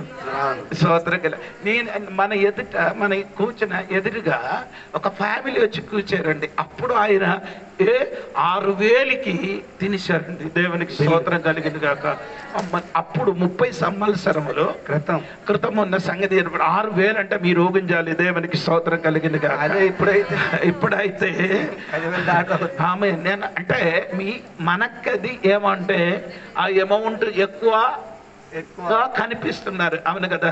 ఈ సినిమా యాక్టర్ గేట్ కనిపిస్తుంది, అవేం కనిపిస్తుంది లేదులేండి. స్తోత్రం కలిగిన గారి మీకు అందరికీ తెలిసిన నాగార్జున ఎన్ని 2,000 పైన కారు ఉంది. 2,000 లక్షల పైన 2,000 రకాల 2,000 రకాల. స్తోత్రం కలిగిన గాక. ఎవరికి? నాగార్జున గారికి ఉంది. దేవునికి స్తోత్రం. అది ఏంటండి అమ్మో, అది ఎవరు ఇచ్చారు ఆ డబ్బులన్నీ? నీయే ఇచ్చారు. ప్రజలే. మీరే సినిమా చూసి అదే నేను చెప్తున్నారే, మీరే చూసి ఆయన ఇచ్చింది. స్తోత్రం స్తోత్రం కలిగిన చిరంజీవి గారు అడిగి నేను ఎందుకంటే మంచిది అడుగు చేయను. పెద్ద ఒక ఓడ కట్టారు. స్తోత్రం కలిగిన ఆ షిప్ మీరు చూసారా లేదా తెలియదు. ఆ షిప్లు ఒక రోజు ఎన్ని కోట్ల రూపాయలు వస్తున్నారు తెలుసా? దేవునికి స్తోత్రం కలిగిన కాక. నేనేం చెప్పారంటే వారికి మనం 1 కోటి రూపాయలు అంటే వాడికి మనం 1,000 రూపాయలు ఖర్చు చేయనట్టుగా 1,000 రూపాయలతో సమానం. ఒక 1,000 రూపాయ సమానమానికి. దేవునికి స్తోత్రం కలిగిన కాక. హల్లెలూయా చెప్పండి గట్టి. దేవునికి స్తోత్రం కలిగిన కాక. ఆమేన్ చెప్పండి. ఇండియాలో ఉన్నవారు దేవునికి స్తోత్రం 60% కడుపు నింపి ఆహారం తిన్నప్పుడు 40% ఒక పూట ఆహారం కొరకు కూడా ఎతికిన వాడు ఉన్నారు. స్తోత్రం కలిగిన కాక. హల్లెలూయా స్తోత్రం కలిగిన కాక. అంటే అప్పుడు మన గవర్నర్గా ఉంటిన ప్రెసిడెంట్గా ఉంటిన కేఆర్ నారాయణ గారు ఒక రోజు చెప్పినదంటే దేవునికి స్తోత్రం అని చెప్పి 60% మనుషుడు బియర్ తాగి తిరిగినప్పుడు 40% మనుషుడు ఏంటంటే బురద నీళ్ళు తాగి తిరుగుతున్నాడు. నీకు అర్థమైందా? ఇండియా గురించి అర్థం అవ్వలేదు. 60% బీరు తాగి కలిగిన కాక. 40% బురద నీళ్ళు తాగి బ్రతుకుతున్నారు. అంటే అలాంటి స్థితి ఉంది మన భారతదేశం. దేవునికి స్తోత్రం కలిగిన కాక. అందుకే నేను చెప్పుకొని వచ్చినదండి. దేవునికి స్తోత్రం ఏంటి? అంత రుచి కలిగిన ఆహారం వారి దగ్గర నుండి పోయింది. ఏది? స్వీట్ మంచి పళ్ళు వారి దగ్గర నుండి పోయింది. 2 రుచ్యమైనవన్నీ దివ్యమైనవన్నీ నీకు దొరకకుండా నశించిపోయినవి. దివ్యమైనది ఒకటి ఏమంటారు? రుచి అయినది దివ్యమైనది నీకు దొరకకుండా. అంటే దివ్యమైన అంటే నీ శరీరానికి బలపరిచినది. దేవునికి ఉపయోగపడిన అంటే 1 యోహాను పత్రిక 2వ అధ్యాయము 16వ వాక్యములో రాయబడిన వాక్యం అంటే ఏంటంటే అక్కడ రాయబడి ఉందండి. అక్కడ యోహాను గారు చెప్పినది నేత్రాశ. అవును కదా. అదే అంటే ఈ చూడడానికి అందం కలిగిన సరకు ఉన్నది. దేవునికి స్తోత్రం. అదే ఇక్కడ రాయబడి ఉంది. దేవునికి స్తోత్రం. ఈ దివ్యమైనది చూడడానికి అందం కలిగిన కొన్ని సరకులు అక్కడ అమ్మబడుతున్నారు. దేవునికి స్తోత్రం కలిగిన కాక. ఎక్కడే? బబులోనులో దేవునికి రుచి అయినది. దేవునికి స్తోత్రం కలిగిన కాక. హల్లెలూయా చెప్పండి గట్టిగా. హల్లెలూయా. ఒక చేప ఉందండి. ఆ చేప కడుపులో ఉన్న గుడ్డు ఉంది కదా, ఆ గుడ్డుకి ఎన్ని విలువ ఉందో తెలుసా? దేవునికి స్తోత్రం. దానికి దొరకడానికి కష్టం. ఇంకా కాదు కొన్ని చేపలు శరీరములున్న కొలిసి అంటే ఏం చెప్తుంది? పొలుసుకు కూడా దప్పు ఉంది. దేవునికి స్తోత్రం కలిగి ఇది ఆ విలువైనది. ఇదన్నీ మీరు తెలియలేదు. మీరు ఇదన్నీ నేను చెప్పినది నెట్లు కొట్టి చూసుకుంటే ఇదన్నీ నీకు అర్థం అవుతున్నారు. దేవునికి స్తోత్రం కలిగిన గాక. హల్లెలూయా చెప్పండి గట్టిగా. ఆమె మనము నేను కొన్నిది ఈ బ్యాగ్ ఏమంటే దీన్ని విలువ ఎంతంటే 1000 రూపాయలండి. దేవునికి స్తోత్రం. మంచి ఖరీదైన చర్మంతోని కట్టినది ఏమండి, 1,00,000 లెదరు, 1,00,000, 2 లక్షలు, 3 లక్షలు ఎలాగంటే ఉండే. మొబైల్కి ఇప్పుడు మనకు తక్కువ అంటే దాదాపు 80,000, 70,000, 1,00,000 వరకు నాకు ఇప్పుడు తెలుసు. ఇది పైన అందా ఉందంటే నాకు తెలియదు అంతవరకు. దేవునికి స్తోత్రం కలిగిన కాక అల్లెలే చెప్పండి గట్టిగా. అప్పుడు నేను చెప్పుకొని వచ్చినది. మూడవది ఏమంటే అది నీకు దొరకలేకపోతున్నారట. అవును కదా? అవును.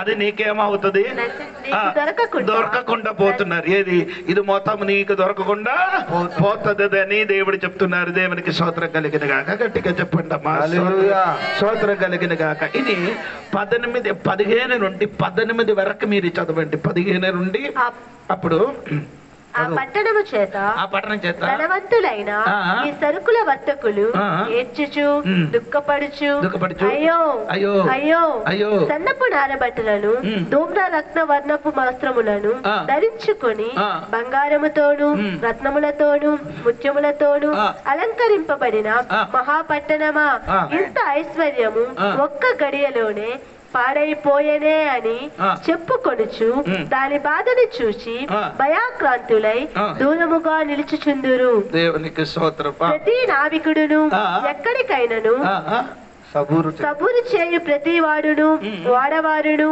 సముద్రము మీద పనిచేసి జీవనము చేయు వారందరూ దూరముగా నిలిచి దాని దహన ధూమమును చూచి ఈ మహాపట్టణముతో సమానమైనదేది అని చెప్పుకొనుచు కేకలు వేసి. అయ్యో, ఈ పట్టణంలో నాశనం గురించి దూరంగా ఉన్నవారు కూడా ఏం చేస్తున్నారు, కేకలు వేసి ఎలాగ అయ్యో ఎంత అయ్యో అని చెప్పుకోవడం. అక్కడ జరిగిన నాశనం చూసి ఎలాగ చెప్పారు, అయ్యో అని చెప్పాలంటే ఆ నాశనం అంతా భయంకరమైన కాబట్టి దేవునికి స్తోత్రం కలిగి. అక్కడే అన్ని చూడాలి, 2-3 వాక్యములు చూడాలి స్తోత్రం. దాని 18లో అది 9 వదన చూడాలి, 16 వాక్యం చూడాలి, 19 వాక్యం చూడాలి.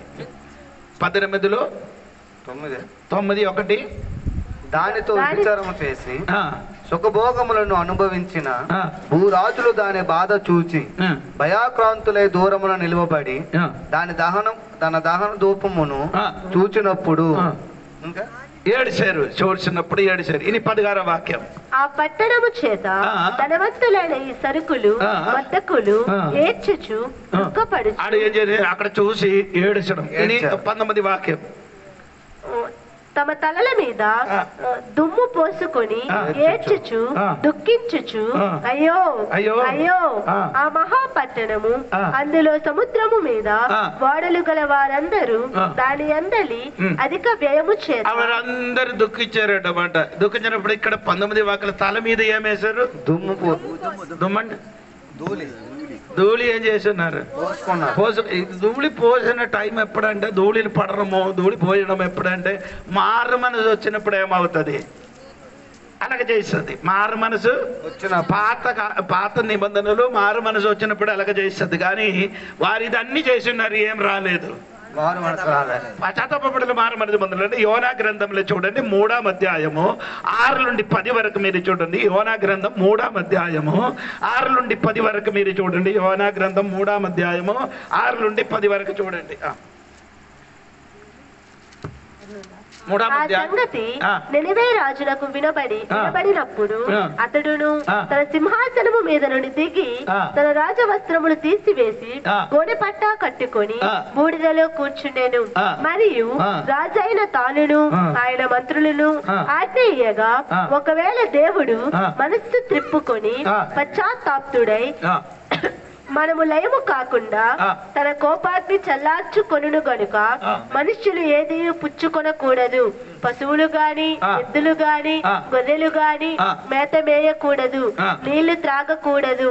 మనుష్యులందరూ తమ దుర్మార్గములను విడిచి తాము చేయు బలత్కారమును మానివేయవలెను. మనుష్యులేమి పశువులేమి సమస్తమును గోనెపట్ట కట్టుకొనవలెను. జనులు మనస్పూర్వకముగా దేవుణ్ణి వేడుకొనవలెను అని దూతలు నెనివే పట్టణములో చాటించి ప్రకటన చేసిరి. ఈ నెనివే వారు తమ చెడు నడతలను మానుకొనగా వారు చేయుచున్న క్రియలను దేవుడు చూచి పశ్చాత్తాప్తుడై వారికి చేయుదునని తాను మాట ఇచ్చిన కీడు చేయక మానెను. ఒక స్తోత్రం చెప్పండి గట్టి. దేవుడు ఏం చేశారండి? వారు ఏం చేస్తున్నారు? బూడిదలో గోన ఏం చేశారు? గోన అంటే అర్థమైంది కదా ఏంటండి? బియ్యం వస్తున్నారు కదా గోనలో, అది తీసుకొని వచ్చి ఏం కట్టుకొని బూడిదలు వేసిన కొందరు ఇప్పుడు ఉపవాసం చేసినప్పుడు ఒక్కొక్కరు పాస్టర్లుగా చేసి నేను చూశారు. ఇప్పుడు కూడా యాడ్ ఏం చేసినారు? బూడిదలు కోసుకొని ఆయన ఉపవాసం చేసిన. అది ఇప్పుడు అదే మనకు అవసరం లేదు. గోన కట్టుకోవడం అని అక్కర్లేదు. అంటే అది చెప్పినప్పుడు యోబేలు చెప్పుతున్నారు, ఇదేం కాదు, నీ హృదయం ఏం చింపుకొని, నీ హృదయం ఏమాలి చింపుకొని నీ నా దగ్గరికి ఉపవాసం చేయాలని యోబేలు గ్రంథంలో రాయబడింది. అప్పుడు నినవెకి దేవుడు ఏం చేయబోతున్నావు? తీర్పు తీర్చడానికి వెళ్ళిపోతానని యోన గారు ఏం చేశారు? ప్రకటించారు. స్తోత్రం. ఆయన ఏం చేశారు? నినవ మీదకి ఏమవుతున్నారు? భయంకరమైన తీర్పు వస్తామని చెప్పినప్పుడు రాజుడు మొదలుకొని పశువులు వరకు ఏమవుతున్నారు? ఉపవాసం చేసుకొని ఏడుచుకొని దేవుడి దగ్గర తిరిగినారు. కానీ ఈ బబిలోనులకి జరిగినది చూసినప్పుడు ఎవరు కూడా ఏమవలే, పశ్చాత్తాపడలేదు, మారు మనసు పొందలేదనని దేవుడు వాక్యం మనకు కనబడలేదు. కానీ నినవే వాళ్ళు మాత్రం ఏం చేశారు? మారు మనసు పొందారు. దేవునికి స్తోత్రం. నేను అనుకున్నాను ఈ యోనే చూసి ఆడు మారు మనసు పొందారు ఏమో అని అనుకున్నారు యోన గారికి చూసినప్పుడు. ఎందుకంటే ఈయన దేవుడు మాట వినలేకపోయింది. ఆయన ఏం చేశారు? ఫస్ట్ ఏం చేశారు? ఓడ ఎక్కారు. రెండవది ఏం చేశారు? చాప ఎక్కారు. మూడవది ఏం చేశారు? నడిచి వెళ్ళారు. అవును కదా? అలాగే కదా? చాప ఈయనకి ఏం చేశారు? కక్కిన కాబట్టి ఈయన ఏమవుతుందని శరీరంలో ఉన్న తోలు మొత్తం ఏమైంది? పైన తోలు మొత్తం ఏం చేయాలి? ఒలిసిపోయింది. ఎందుకంటే ఈ చేప కడుపులో ఒక ఆసిడ్ వల్ల ఒక లిక్విడ్ ఉంది. దానిలోకి ఏదైనా వస్తువు పడిపోతే, చేప పడిపోతే వెంటనే ఏమవుతుంది? డైజెషన్ అవుతున్నది. అందుకని దేవునికి స్తోత్రం కలిగిన గాక. అందుకని ఈయన వాక్యం చెప్పడానికి అక్కర్లేదు. ఈయన చూసినప్పుడు అందరూ ఏమవుతుంది? మారు మనసు పొందినట్టు అనుకున్నారు. అంటే యోన గారు ఏం చేశారు? దేవా ఈయన అక్కడికి వెళ్ళదని చెప్పారు. ఎందుకంటే నేను వెళ్ళి చెప్తాను, ఏది ఈ పట్టణం మొత్తం నశించిపోతాను, నేను ప్రకటిస్తాను, వారందరూ మారు మనసు పొందుతుంది. నేను చెప్పిన మాట వేస్ట్ వృధా అవుతుంది. నేను చెప్పిన మాట ఏమవుతుంది? వృధా అయిపోతుంది. ఎందుకు? నేను చెప్పినట్టుగా ఏం చేయాలి? వాళ్ళు చేయాలి. ఈ యోనికి నశించాలన్నప్పుడు నశించాలి. దేవుడు చెప్పారంటారు బాబు. అక్కడ ఎంతమంది ప్రజలు ఉంది? 120. 1,20,000 మంది ప్రజలు ఉంది. 1,20,000 మంది ప్రజలు ఉంది. వారు మీరు ఏం చేస్తున్నారంటే ఈ మాట వినినప్పుడు మారు మనసు పొందారు. దేవునికి స్తోత్రం. యోనకి మారు మనసు పొందడం కాదు మెయిన్ విషయం ఏంటంటే ఆయన చెప్పినట్టుగా మనలోని ఉన్నవాడు కొందరు అలాగే ఉంది. నేను చెప్పినట్టుగా ఏం చేయాలి? జరిగిపోవాలి. అలాగంటే సిద్ధాంతం యోనకి ఉన్న ఆత్మ మనకు కూడా ఉంది. దేవునికి స్తోత్రం కలిగినగా మరి గట్టిగా స్తోత్రం చెప్పాలి. ఈ యోన ఇదన్నీ ప్రకటించిన తర్వాత మళ్ళీ ఎక్కడికి వెళ్ళి కూర్చారు? సొర చెట్టు కింద కూర్చుండి ఏం చేశారు? ఎక్కడికి చూస్తున్నారు? ఏం చూసుకున్నారు? ఆసనం చూడడానికి కూర్చున్నప్పుడు ఏం చేశారు? నాశనం చూడలేదు. వీటి తల మీద ఉన్నది నాశనం అయిపోయింది. ఆ సొర చెట్టు ఏమైంది? ఎందుకంటే దేవునికి స్తోత్రం. సొర చెట్టు ఏమైంది? ఒక పురుగులు వచ్చి ఏం చేశారు? అది కొరికి ఆయన మొత్తం ఎండిపోయారు. ఒక సంగతి. అప్పుడు దేవుని మీదకి ఆయనకి ఏమొచ్చింది? అప్పుడు కోపం వచ్చినప్పుడు యోనకి దేవుడు నా మీదకి ఎందుకడ కోపం పెట్టారు? దేవునికి స్తోత్రం. ఇది ఎవరి వలన మొలచారు? నీ వలన. నేను నీకెందుకు ఇచ్చారు?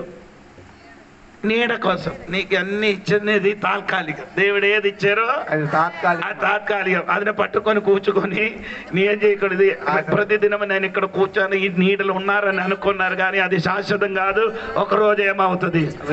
విడిచిపడి ఎండిపోతుంది. స్తోత్రం కలిగిన గాక. అందుకని లోకములు దొరికిన మొత్తము ఏం చెయ్యాలి? గట్టిగా పట్టుకోకూడదు. చేయితోని ఏం చేయకూడదు? పట్టుకోకూడదు. అరచేయితోని పట్టుకోండి. ఎలా పట్టుకోవాలి? అరచేయితో అంటే మొత్తం పట్టుకుంటే ఏం చేయాలి? అరచేది ఇదే ఏం చేయాలి? విడిచిపెట్టాలి. దేవునికి స్తోత్రం కలిగిన గాక. మరి గట్టిగా దేవునికి స్తోత్రం చెప్పండి. దీనికి యోన గురించి వాక్యం చెప్పడానికి చాలా ఇష్టం అండి. దేవునికి స్తోత్రం కలిగిన గాక. అప్పుడు అక్కడ ఉన్న వారందరూ మారు మనసు పొందలేదు, కానీ వీరందరూ ఏం చేయలేదు? మారు మనసు పొందలేదు. ఇదేంటి? ఆడ ఏం చేశారు? బూడిద తల మీద. ఈడేం చేశారు? మట్టి ఏం చేశారు? ఆ ధూళి తల మీద వేసుకొని. కానీ ఏం చేశారు? ఏడ్చిన తప్ప మార్పు రాదు. దేవునికి స్తోత్రం కలిగి కలిగిన. నిలవెలి ఉన్న వారికి మార్పు కలిగినట్టుగా బబులోనులు ఉన్న వాడికి ఏమవలేదు, మార్పు కలగలేదు. దేవునికి స్తోత్రం. వెంటనే ముగిస్తున్నారు. దేవునికి స్తోత్రం కలిగిన కాక. ఆమె సమయం అయిన గనుక దేవునికి స్తోత్రం. ఇంకా అమ్మ చదవమ్మ 22-24 వరకు చదవండి. మాట నీ వర్తకులు భూమి మీద గొప్ప ప్రభువులై ఉండిరి. జనములన్నీ నీ మాయా మంత్రముల చేత మోసపోయిరి. కావున వైనికుల యొక్కయు గాయకుల యొక్కయు పిల్లల గ్రోవి ఊదువారి యొక్కయు బూరలు ఊదువారి యొక్కయు శబ్దము ఇక ఎన్నడూను నీలో వినబడదు. తర్వాత మరి ఏ శిల్పమైన శిల్పి ఎవడును నీలో ఎంత మాత్రమును కనబడరు. తిరుగటి ధ్వని ఇక ఎన్నడూను నీలో వినబడదు. దీపపు వెలుగు నీలో ఇకను ప్రకాశింపనే. కుమారుని స్వరమును పెండ్లి కుమార్తె స్వరమును నీలో ఇక ఎన్నడూను వినబడరు అని చెప్పాను. మరియు ప్రవక్తల యొక్కయు పరిశుద్ధుల యొక్కయు భూమి మీద వధింపబడిన వారందరి యొక్కయు రక్తము ఆ పట్టణములో కనబడనెను. బబులోను గారు చేసిన ఆ రక్తం స్తోత్రం. ఏ రక్తము? ఎవరి రక్తం అండి? ప్రవక్తలు పరిశుద్ధులు భూమి మీద ఆ రక్తము. అదే విషయం అక్కడ కూడా ఉంది. 20 వాక్యం కూడా ఉంది. అది కూడా కలిసి చదవాలి, అప్పుడు అర్థం. పరలోకమా పరిశుద్ధులారా అపోస్తలులారా ప్రవక్తలారా గూర్చి ఆనందించుడి. చెప్పండి. ఎవరి గురించి? ఇద్దరికి పిలుస్తున్నారు. అందరూ ఏమేం చేయాలి? ఇద్దరికి ఆనందించాలి. ఒకటి ఎవరికి పిలుస్తున్నారు? పరలోకములు ఉన్న పరిశుద్ధులారా అని చెప్పి తర్వాత చెప్పుతున్నారు. అందరూ ఏం చేయాలి? ఆనందించాలి. ఎందుకే ఆనందించాలి? బబులోను మీదకి వచ్చిన తీర్పు చూసి అందరూ ఏం చేయాలి? ఆనందించాలి. దేవునికి స్తోత్రం కలిగిన గాక.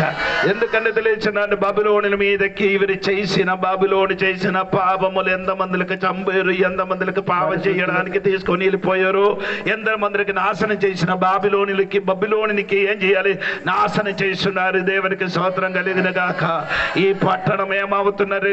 నాశనం అవుతున్నారు. మళ్ళీ పట్టణం ఏం చేయను, ఎవరు కూడా కట్టదు. దేవునికి స్తోత్రం చెప్పాలి గట్టినగా. దేవునికి స్తోత్రం కలిగిన.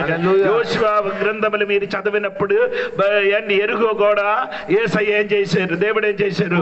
ఆ కూల్చినప్పుడు ఏం చెప్పారు? మళ్ళీ ఇది కట్టిన ఎడలా ఏమవుతున్నారు?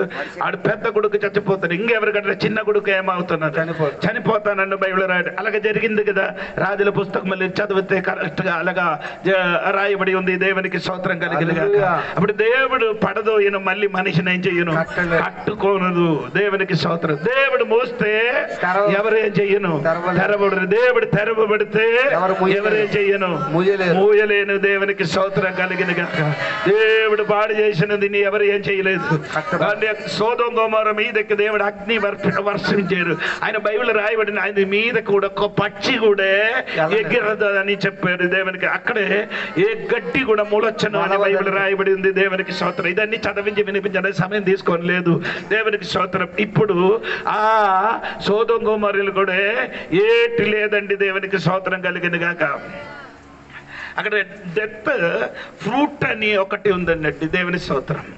అంటే చావు ఫలము ఒకటి ఉంది. చావు మరణ ఫలం. అది చూసుకుంటే ఏమంటే మంచి కలర్ గా ఉంది. ఎరుపు కలర్ ఎలాగ ఉందండి? ఫుల్ రెడ్ ఉందండి. దేవునికి స్తోత్రం. అప్పుడు మీరు అనుకున్నారు, ఇప్పుడు మనం వెళ్తే ఈ పండు తీసుకొని ఏం చేయొచ్చు, తినొచ్చు అనుకొని ఆ పండు తీసుకొని అది ఇలాగ పగిలితే అది లోపలుండి ఏమొస్తుంది? పొగ. దేవునికి స్తోత్రం కలిగింది గాక. చెప్పండి. ఎక్కడే సొదొమ గొమొర్రా ఉప్పుడు దేవునికి స్తోత్రం కలిగింది కాక. ఆ పట్టణం మొత్తం ఇప్పుడు కూడా ఏమైందండి? దేవునికి స్తోత్రం కలిగిన గాక. నాశనం అయింది. ఇప్పుడు అక్కడ ఒక సముద్రం ఉంది. ఏ సముద్రం అండి? మృత సముద్రము. దేవునికి స్తోత్రం కలిగిన. ఆ బైబిల్ 12 పేరు ఉంది ఆ సముద్రములకి. దేవునికి స్తోత్రం కలిగిన. ఆ మృత సముద్రంలో మనిషిని పడిపోతే ఎవరు కూడా ఏమవరు? చావు. తేలిపోతుంది. అందరూ ఏమవుతుంది? ఎవరు కూడా పడిపోతే ఎవరు కూడా ఏం చేయను? చావు. అక్కడికి ఆ నీటిలో ముడిగితే ఆ నీటిలో స్నానం చేసే చాలా విధమైన రోగములకు స్వస్థత కలుగుతున్నారండి. దేవునికి స్తోత్రం కలిగింది గాక. అక్కడ ఏముందండి? ఆ సముద్రంలో ఏముందండి? పొటాషియం ఉంది. ఏముందండి? పొటాషియం ఉంది. అంత విలువైన ఖరీదైన సాధనం అక్కడ ఉంది. దేవునికి స్తోత్రం. ఎందుకంటే ఆకాశములు దేవుడు ఏం చేశారు? అగ్ని వర్షించారు. అగ్ని ఏమంటే అగ్ని తోడుగా ఏముంది? లేదు లేదు లేదు గంధకం. అగ్ని వర్షించబడి గంధకం వచ్చింది. దేవునికి స్తోత్రం కలిగి. పొటాషియం ఉంది, అక్కడ గంధకం ఉంది. దేవునికి స్తోత్రం కలిగింది. గంధకం ఎందుకంటే తెలుసా మీకు? దేనికి గంధకం ఉంది, ఉప్పు ఉంది, అన్ని ఉంది అక్కడ. ఏంటంటే గంధకం ఎందుకంటే ఈ తుపాకీ ఉంది కదా, తుపాకీ బాంబులకు తయారు చేయడానికి ఇది కావాలి. ఏది? సల్ఫర్. లేకపోతే గంధకం కావాలి. దేవునికి స్తోత్రం. ఈ గంధకం వేసిన అనుకో దేవునికి స్తోత్రం కలిగింది కాక. అది గట్టిగా దేవునికి స్తోత్రం చెప్పాలి. అప్పుడు సొదొమ గొమొర్రా దేవుడు ఏం చేశారు? నాశనం చేశారు. అది ఇప్పుడు వరకు అలాగా ఉండిపోయారు. దేవునికి స్తోత్రం కలిగి. అలాగా బబిలోను అనే వ్యాపార కేంద్రం దేవుడు ఏం చేయబోతున్నారు? నాశనం చేయబోతున్నారు. దేవునికి స్తోత్రం కలిగింది కాక. ఈ లోకం శాశ్వతం కాదండి. ఈ లోకం ఏమవుతున్నారు? అదే కూడా ఆ వాక్యం కూడా చదివిన మాట ముగుస్తున్నారు. 2 పీతరు 3వ అధ్యాయం 7వ వాక్యం కూడా చదివిన మాట ముగుస్తున్నారు. 2 పీతరు 3వ అధ్యాయము 7వ వాక్యం చూడండి. అయితే ఇప్పుడున్న ఆకాశమును భూమియు భక్తిహీనుల తీర్పును నాశనమును జరుగు దినము వరకు అగ్ని కొరకు నిలువ చేయబడినవై. ఇప్పుడున్న ఆకాశము భూమి అదేలాగా చదమ్మా. అయిపోయిందా? భక్తిహీనుల తీర్పును నాశనమును జరుగు దినము వరకు అగ్ని కొరకు నిలువ చేయబడినవై అదే వాక్యము వలన భద్రము చేయబడి ఉన్నవి. ఆయన 6వ వాక్యం కూడా చదవమంటే కలిసి. ఆ నీళ్ల వలన అప్పుడున్న లోకము నీటి వరదలో మునిగి నశించెను. తర్వాత ఇంకా 7 వస్తుంది. అయితే ఇప్పుడున్న నశించారు నీళ్ల వలన ఇప్పుడున్నది అగ్ని కొరకు. చెప్పండి గట్టిగా. అప్పుడున్నది దేవుడు ఎలాగా ఈ భూమిని నశించారు నీళ్ళతోని. ఇంకా నీళ్ళతోని దేవుడు ఏం చెయ్యను? నాశనము చెయ్యనది ఎవరికి చెప్పారు? నోహాకి చెప్పారు. ఇంకా ఈ భూమి నేనేం చెయ్యను? నీళ్ళతోని ఏం చెయ్యను? నాశనం చేయను. ఇంకా నేనే ఎలాగ ఇప్పుడున్న భూమి. నీకు ఆ వాక్యం ఒకసారి కూడా చదవండి. అయితే ఇప్పుడున్న ఆకాశమును భూమియు భక్తిహీనుల తీర్పును నాశనమును జరుగు దినము వరకు అగ్ని కొరకు నిలువ చేయబడినవై అదే వాక్యము వలన భద్రము చేయబడి. ఏది వాక్యంతోని భూమి సృష్టించారు, అదే వాక్యంతోని భూమి ఏం చేస్తున్నారు? నాశనం అవడానికి రెడీ అవుతున్నారు. అమ్మ స్తోత్రం చెప్పాలి గట్టిగా. ఇదన్నీ మొత్తం ఏమవుతుంది? భూమి మొత్తం ఏమవుతుంది? నాశనం అవుతుంది. ఒక్క బాంబు వేస్తే మనిషిని చావని, ఇల్లు మాత్రమే ఏమవుతుంది? కూలిపోతుంది. ఒక బాంబు వేస్తే పశువులు మొత్తం చచ్చిపోతున్న, మనుషులు చావదు. ఇంకొక బాంబుతో మనిషిని చచ్చిపోతాను. ఎలాగండి ఉందండి. దేవునికి స్తోత్రం కలిగింది కాక. నీకు తెలియదండి, ఆకాశములు మన తలకి పైన అంతరిక్షములు ఏమి ఉంచారంటే తెలుసా? అన్ని బాంబులు అక్కడ సెట్ చేసి ఉంచారండి. దేవునికి స్తోత్రం. ఎక్కడ? మన తల పైకి. దేవునికి స్తోత్రం. ఎక్కడ మనం పడుకున్నారంటే నీ పొయ్యి మీద పడికినట్టుగా ఉందండి మనమందరూ. దేవునికి స్తోత్రం. ఈ అమెరికన్ ప్రెసిడెంట్ కానీ ఏదైనా రాజ్యంలో ఉన్న ప్రెసిడెంట్కి కొంచెం పిచ్చిగా వచ్చిన అనుకో, ఒక్క బటన్ నొక్కిన అనుకో, ఆ బటన్ నొక్కితే ఏమేంటి? దేవునికి బాంబులన్నీ కటకటకట మన తల మీదకి పడుతుంది. దేవునికి స్తోత్రం కలిగింది కాక. అల్లెలూయా చెప్పండి. ఈ భూమి నాశనం అవుతున్నా, ఈ భూమి ఏమవుతున్నారు? అగ్నితోని దేవుడు ఏం చేస్తున్నారు? కాల్చబోతున్నారు. అది మాత్రం కాదు, పీతరు గారు అది ముందుకు చెప్తున్నాం. 2 పీతరు 3వ అధ్యాయము 8, 9 వచనం చదివినప్పుడు అక్కడ కూడా అదే విధంగా రాయబడి ఉంది. దేవునికి స్తోత్రం. నా వాక్యం చదవడానికి తీసుకొని వెళ్ళలేదు. ఈ భూమి ఏమవుతున్నారు? నశించబోతున్నారు. దేవునికి స్తోత్రం కలిగిన గాక. ఆయన అర్థం ఏమంటే భూమి మొత్తం ఏమవుతున్నది? అంటే అంతం కాదండి. భూమికి దేవుడు ఏం చేస్తున్నది? అగ్నితోని కాల్చి కొత్త భూమిగా మార్చబోతున్నారు. స్తోత్రం కలిగిన. ఏ భూమి అండి? కొత్త భూమి. ఆమె చెప్పండి గట్టిగా. ఏది? ఏ కొత్త భూమి అంటే ఏట్లో ముళ్ళు లేకుండా భూమి, పాపం లేకుండా భూమి, సాతాను లేకుండా భూమి. ఒక స్తోత్రం చెప్పలేదు. అరగండి ఒక భూమి దేవుడు మనకి ఇవ్వబోతున్నారు. దేవునికి స్తోత్రం. ఆమె చెప్పాలి. ఓడ మీద ఎక్కినప్పుడు తర్వాత 120 సంవత్సరంలో భూమిలో వర్షం పడింది. దేవునికి స్తోత్రం. వర్షం పడిన తర్వాత భూమి మొత్తం ఏమైంది? నీళ్ళతోని నింపబడింది. దేవునికి స్తోత్రం. అప్పుడు ఎంతమంది భూమిలో ఉన్నారు? 8 మంది తప్ప ఎవరు లేదు. ఆదాము నోహా కుటుంబము ఎక్కడ దిగారు? కొత్త భూమిలోకి అడుగుపెట్టారు. దేవునికి స్తోత్రం. వారు ఎక్కడ భూమిలోకి అడుగు పెట్టారండి? నోహాబు తన కుటుంబం 8 మంది కొత్త భూమిలో అడుగుపెట్టినట్టుగా మనం కూడా ఈ భూమిలో కొత్త భూమిలోకి మనం అడుగుపెట్టడానికి రెడీ అయింది. కొత్త పేరు మనకు దొరుకుతుంది, కొత్త భూమి దొరుకుతుంది, కొత్త యెరూషలేము దొరుకుతుంది, కొత్త పట్టణం దొరకబోతున్నానికి రెడీ అవుతున్నారు. స్తోత్రం కలిగిన గాక. అందుకని 19 అధ్యాయములకు వచ్చినప్పుడు దేవుని పిల్లలు వివాహం గురించి ఎక్కడ రాయబడింది? స్తోత్రం చెప్పండి. స్తోత్రం చెప్పండి. మొదటి వివాహం ఎక్కడ జరిగారు? మొదటి వివాహం. రెండో వివాహం ఒక పొలములో. స్తోత్రం. మూడో వివాహము ఎవరిది? ఇసాకేలే. స్తోత్రం. పొలములు. దేవునికి స్తోత్రం. మూడో వివాహం రూతు గ్రంథములు. బోయస్ రూతు ఎక్కడేది?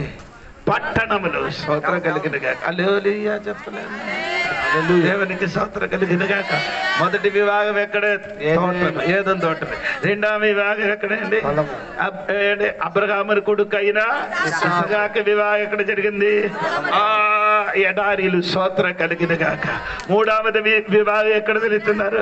పట్టణములు జరుగుతున్నారు. స్తోత్రం. నాలుగవది వివాహం ఎక్కడ జరుగుతుంది? పరలోకం. అల్లేలే చెప్పండి. అల్లేలే అర్థం అవలే. ఎందుకు అర్థం అవ్వలేదండి? స్తోత్రం. వివాహం ఎంగేజ్మెంట్ ఎక్కడే అయింది? మన భూలోకం. ఎక్కడే? పిల్లి కుమార్తె ఇంటిలో ఎంగేజ్మెంట్ ప్రమాణం జరిగింది. వివాహం ఎక్కడ జరగాలి? కుమారుడు ఇంట్లో. చెప్పాలి. దేవునికి గట్టిగా. ఇక్కడ ఎలాగా ఎంగేజ్మెంట్? ఎలాగంటే యేసయ్యకి రక్షకుడుగా మనం ఈ భూమిలో కూర్చోబెట్టుకున్నాం. ఎంగేజ్మెంట్ అయింది. స్తోత్రం. పెళ్లి వివాహం ఇక్కడ కాదండి.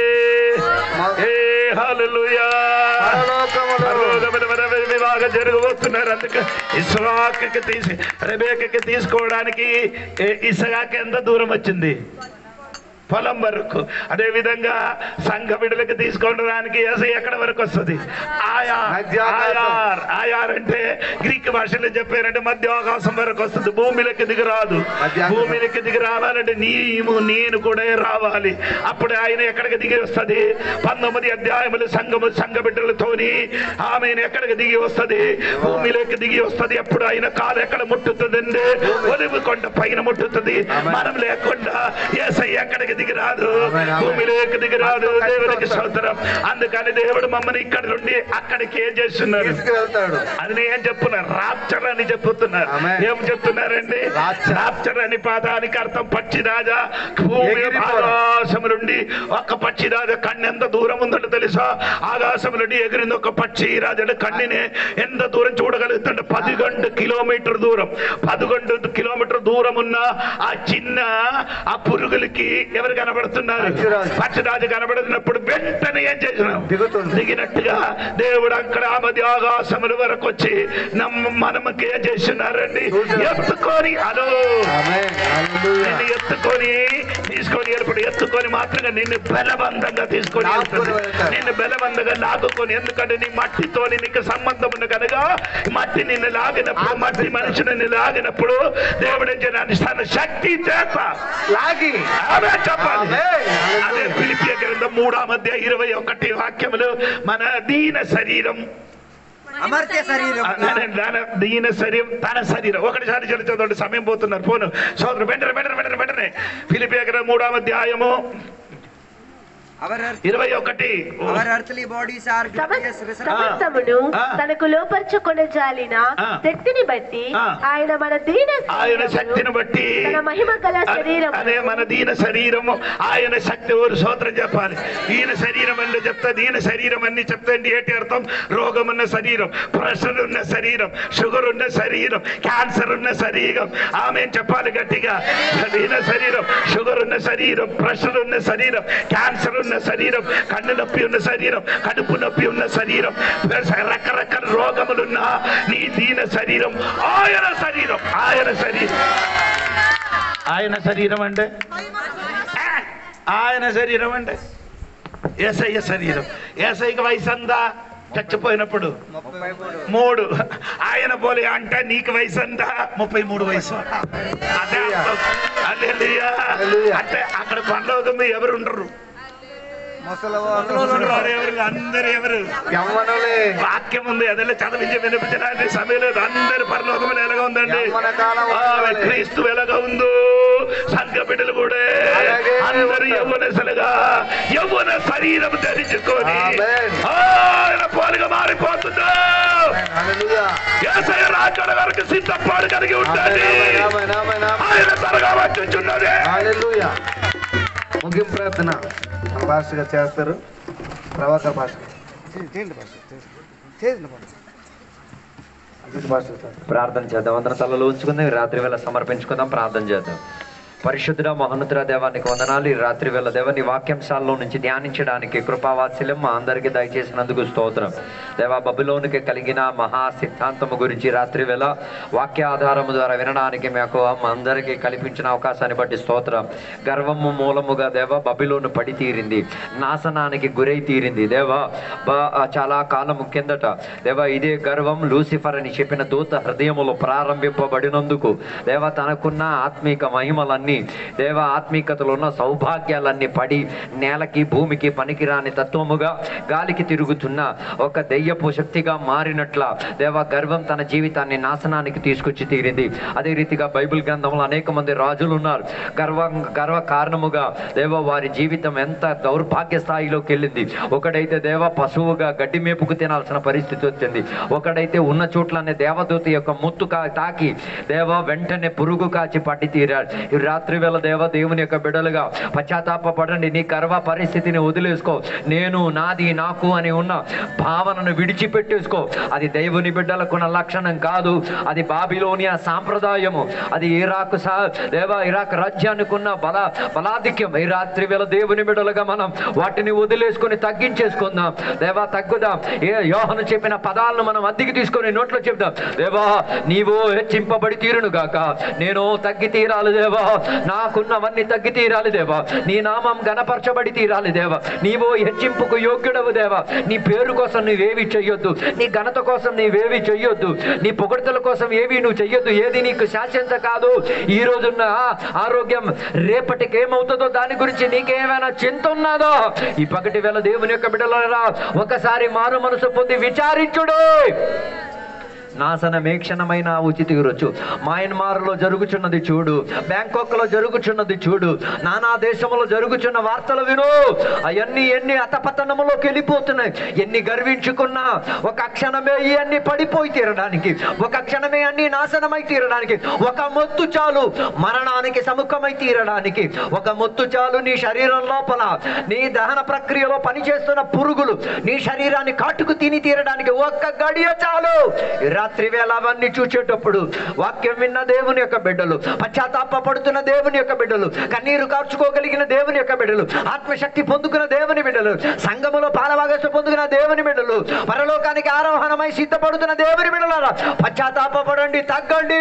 ఈ రాత్రి వేళ తగ్గి తీరాలి. నీ స్వభావములో నువ్వు తగ్గి తీరాలి, నీ ప్రవర్తనలో నీ తగ్గి తీరాలి, వాక్యములో నీవు తగ్గి తీరాలి, సేవకుడు నువ్వు లోబడి తీరాలి. అలాగైతే నీ భాగ్యం ధన్యత చెందేటట్టుగా మారి తీరుతుంది.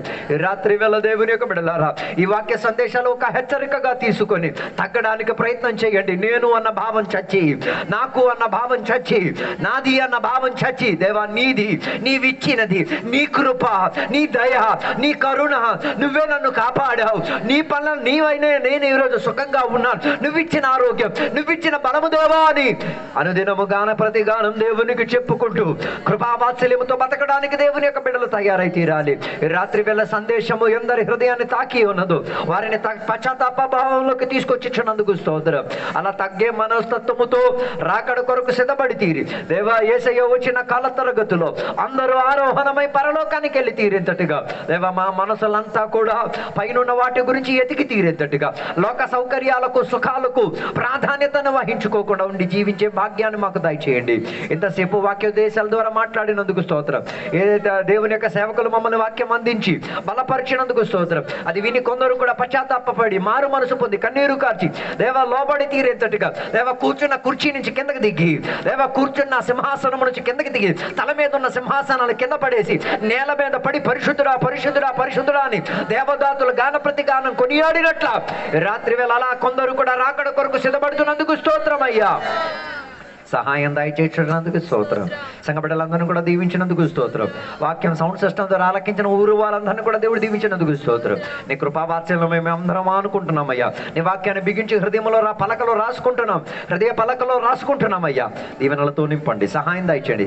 యేసు నామమున అడిగి వేడుకున్న పరమ తండ్రి ఆమేన్. తండ్రి యొక్క కుమారక పరిశుద్ధాత్మక సహవాసం ఇప్పుడు ఎల్లప్పుడు ఇక్కడికి వచ్చిన భక్తులతో దేవాన్ని రెండో రాకడ వరకు తోడయ్యుందును గాక.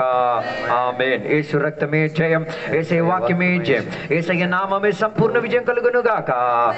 గట్టి శబ్దంతో 3 సార్లు హల్లెలూయా చెప్దామా? హల్లెలూయా హల్లెలూయా హల్లెలూయా. దేవుని యొక్క బిడ్డలుగా మారిన దేవునికి స్తోత్రం చెప్దాం. తగ్గే మనస్తత్వముతో దేవుని దగ్గర ఉంచిన స్తోత్రం చెప్దాం. రాకడ కొరకు సిద్ధపడుతున్న దేవుని బిడ్డలుగా ఉన్న స్తోత్రం చెప్దాం. పరిశుద్ధులుగా సంఘ బిడ్డల మాన స్తోత్రం చెప్దాం. దేవుడు మనల్ని ఆత్మీకులుగా మార్చినందుకు స్తోత్రం చెప్దాం. దేవుడు అందరినీ దీవించును గాక. ఆమేన్. అందరికీ వందనాలు.